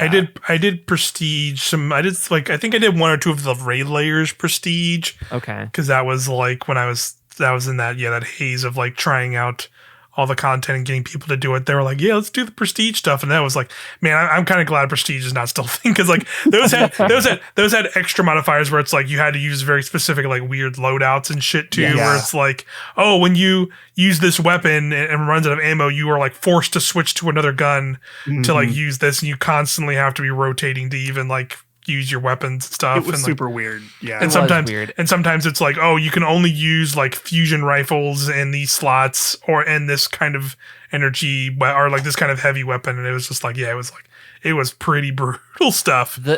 The thing like but I do have some of those emblems, so I at least have those. Hell yeah. So I have Calluses selected, which is the only thing that matters, which is a shader. Great shader. Love the gold. There was like a thing where, so in the Callus boss fight, because I only did that so I could get, it was like, I did it with Kay actually. It was very funny to get the platinum. This is the first time we ever played Destiny together years and years ago before it got vaulted. Like in that fight, if you remember the Callus fight, you get the 4 scions with the 4 symbols and you had like call out what was on Shadow Callus's forehead. When the person that punched that scion would swap with somebody in the Shadow Realm randomly. Yes, and I do so remember that. Yeah. If that's like the kind of shenanigans we're talking in this, that sounds fucking great. I'm very excited to see what that's going to be like. Yeah, that could be pretty fun. So yeah, definitely curious about how this will be rolled out. It does seem like it won't. I don't know the vibe. This reading this though, it did give me the vibe that this is just going to be like it's not going to be a permanent thing. It's going to be like it starts April 30th and then it's going to go till and you have like the weeks to lead up to May 21st to have everything come out, and then you have from May 21st to June 4th, which is like only like 2 weeks or something like that to do that last little bit. Are bummed about that, but I kind of like that. I don't know. Yeah, like it's like it's reusing old content, right? Yeah, it's reusing old stuff, and it's like supposed to be clearly like a challenge thing for like the hardcore players to like flex. Most people are not even going to touch this. Yeah, right? Yeah, for sure. And like I'm totally fine with this being like this doesn't rule out depending on I guess how people react to this. Like once we actually get to do it right. Being like essentially like because this reminds me of Moments of Triumph or whatever the fuck, right? Like this could just be in the future with like something like this again, like Pantheon just comes back later and maybe they just refresh like they can just pull the adepts from like a different raid or whatever raids are selected and just have those be the rewards that time. Maybe this is how I finally get my fucking collective obligation. Yeah, that's how I'm thinking about. Like the other one. This could totally be something they bring back as some kind of limited thing every so often. Finality.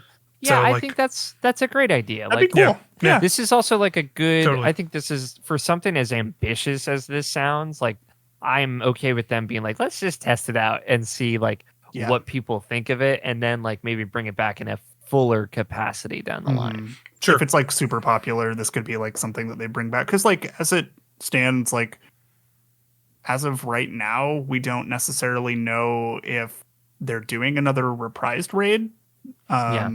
But also like I could see this being like a thing that they just like bring back and maybe do a little bit of a tweak and have like all right, it's Pantheon month, motherfuckers, strap in. Here's your hard PvE content that you wanted. Like, buckle up, chuckle fucks, let's go. Of ramping or additional bosses, and then like it happens in the middle of every season or chapter or episode or whatever they're going to be called.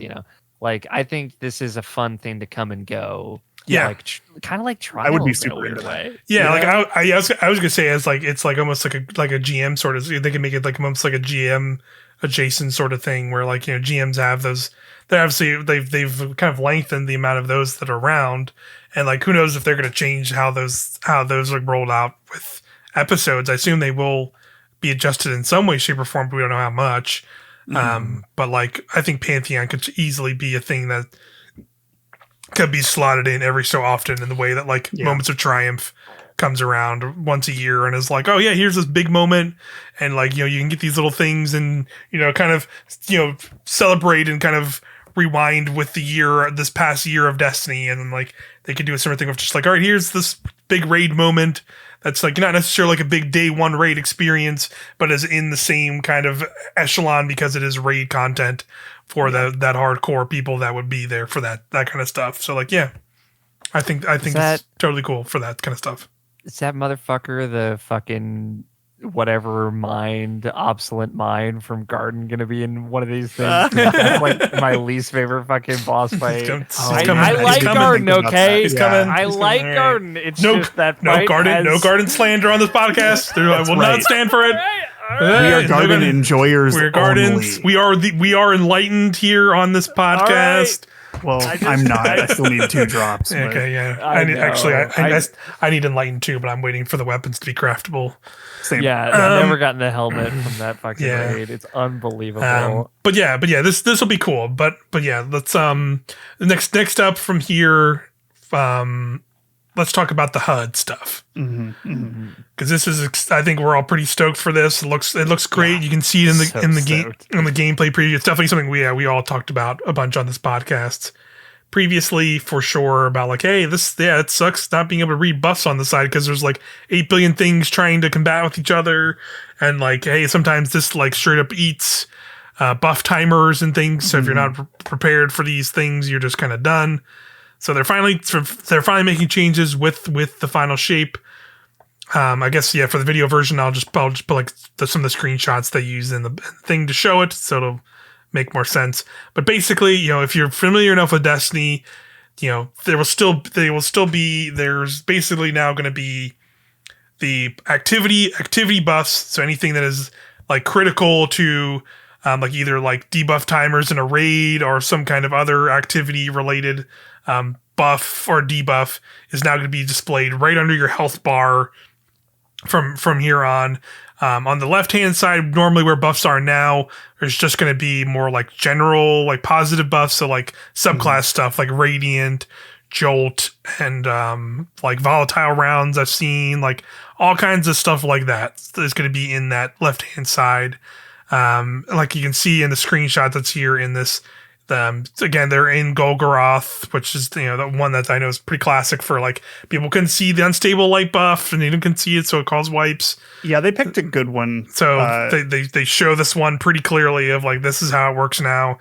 I've been enjoying all of the meme accounts just slowly making it bigger and bigger and bigger. Yeah, here's my like, hey, here's my interpretation of what I think it should look like, and it's just the entire screen that says, "Hey, dumbass, leave your team right now." Yeah, exactly. Yeah, it's really good images. Yeah, around there for sure. But it's pretty funny. But yeah, you can see the unstable light is labeled under your health bar. On the left, you can see Pool of Reclaimed Light, which is like the buff that lets you shoot Golgoroth when you're in the pool. On top, And then underneath that is a Healing Rift buff. So it shows that you're like getting healed in a Healing Rift. And then above your super meter is now where specifically weapon perks will be shown. So you can see here on like the left closest to like the little super diamond, it says Keep Away is procced where they are at. And then to the right of that, it has Harmonic Resonance, which is the weapon origin trait. So that's kind of how they're kind of splitting those out. So that's where those will live now. In the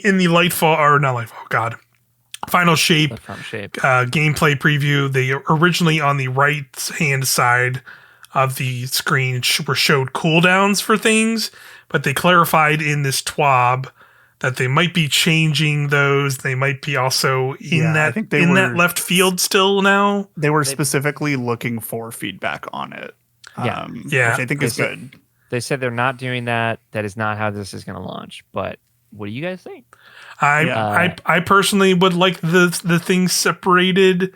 I get why I get maybe why they wouldn't, because that's like you gotta like be going back and forth. I wouldn't hate just like bottom left side is buffs, top left side is debuffs or something. Yeah, and you just have like a top. Yeah. I would be fine with that because like my first thought watching like those debuffs on the right was like, I'm gonna miss so many of those. Like, it is just like so much like real estate away from where I'm used to looking that it's just going to be a really tough which they called out specifically from their playtest. Absolutely. Which is like, it could be tricky to see this on that side. Yeah, I want to know it all. Like, I want to see it all. Like, it might be personally, and like, you also play Final Fantasy 14, Cam, so you know, like that game is great because it gives you all customization of everything. Like you can adjust, like this is where your buffs are going to be. You can just choose on the screen where that's going to be and stuff.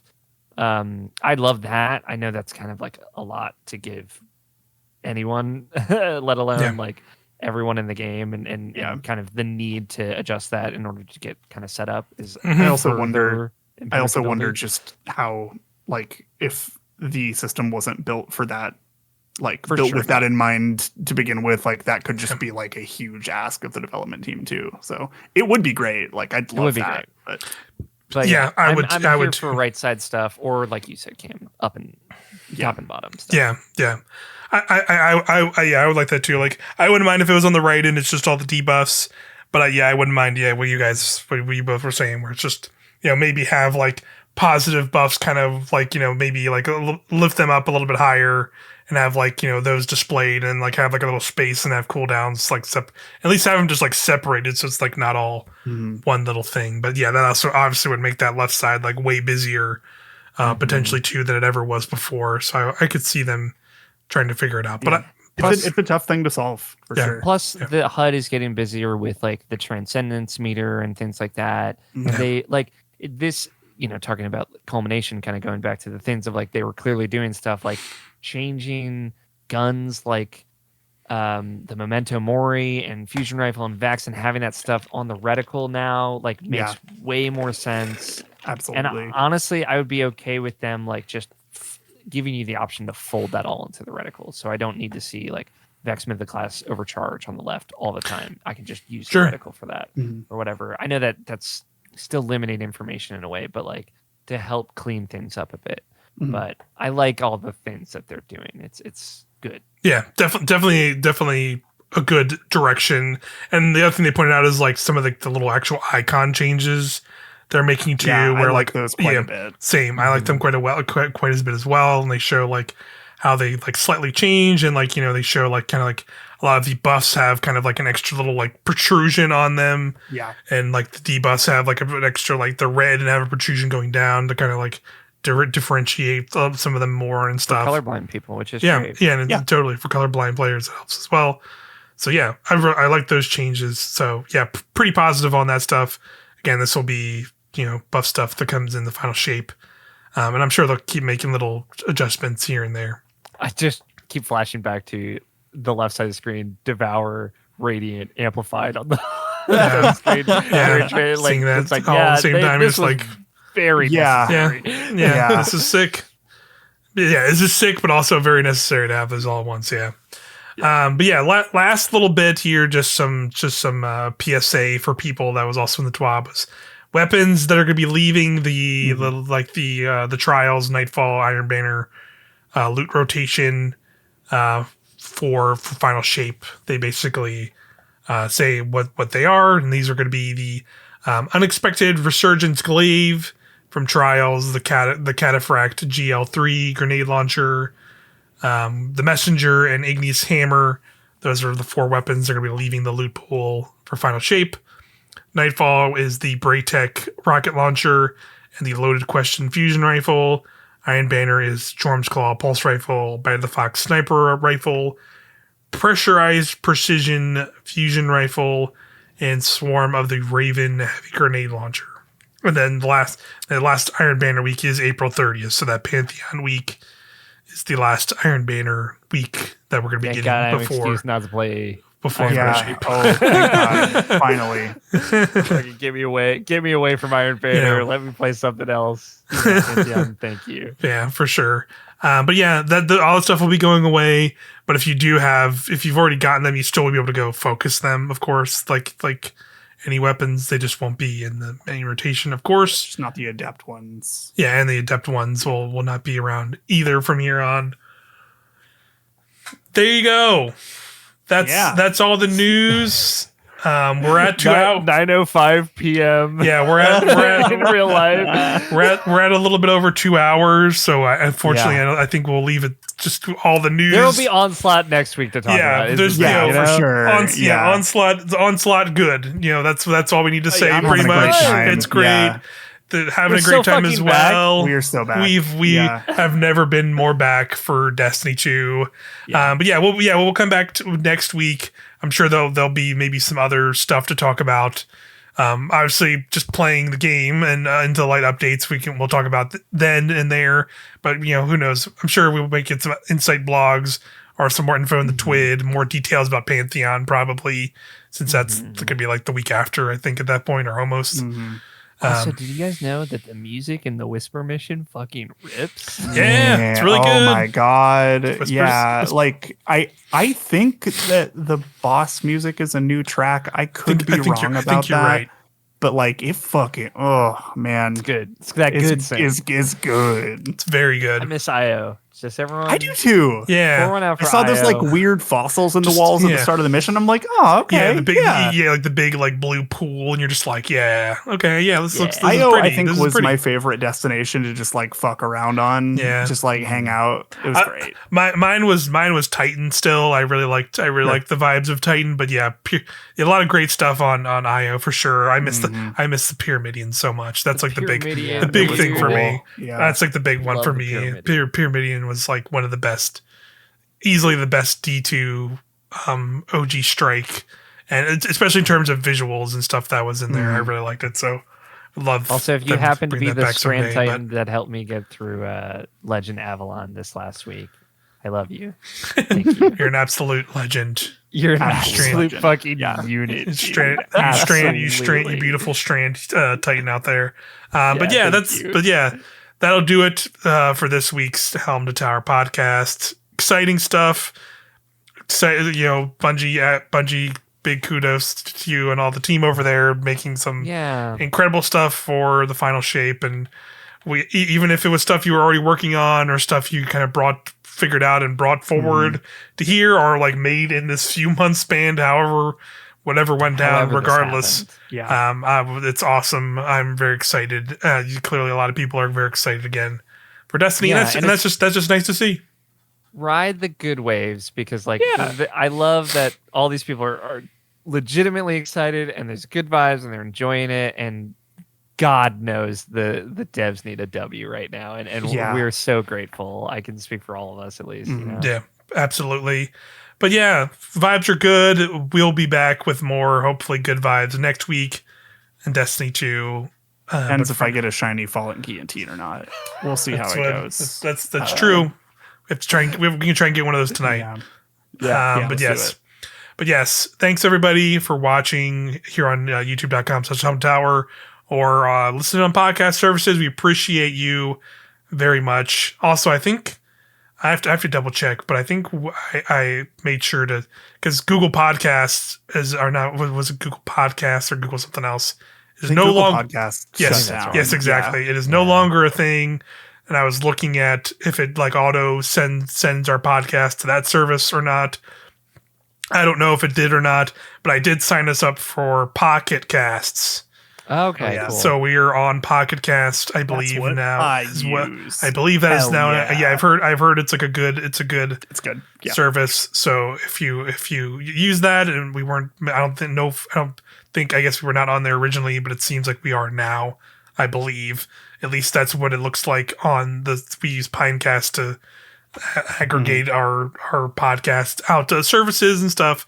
And on the back end of that, at least it looks like it is there. So if you like that service, hey, go listen. Check there out every single episode. Yes, all over. Listen to all 36 episodes. At least download them 3 times each. Yes. Yeah. One for each class. One for each class, and we'll love you very much now and forever. But all right, bye everyone. Thanks again. We'll see you next time. Bye.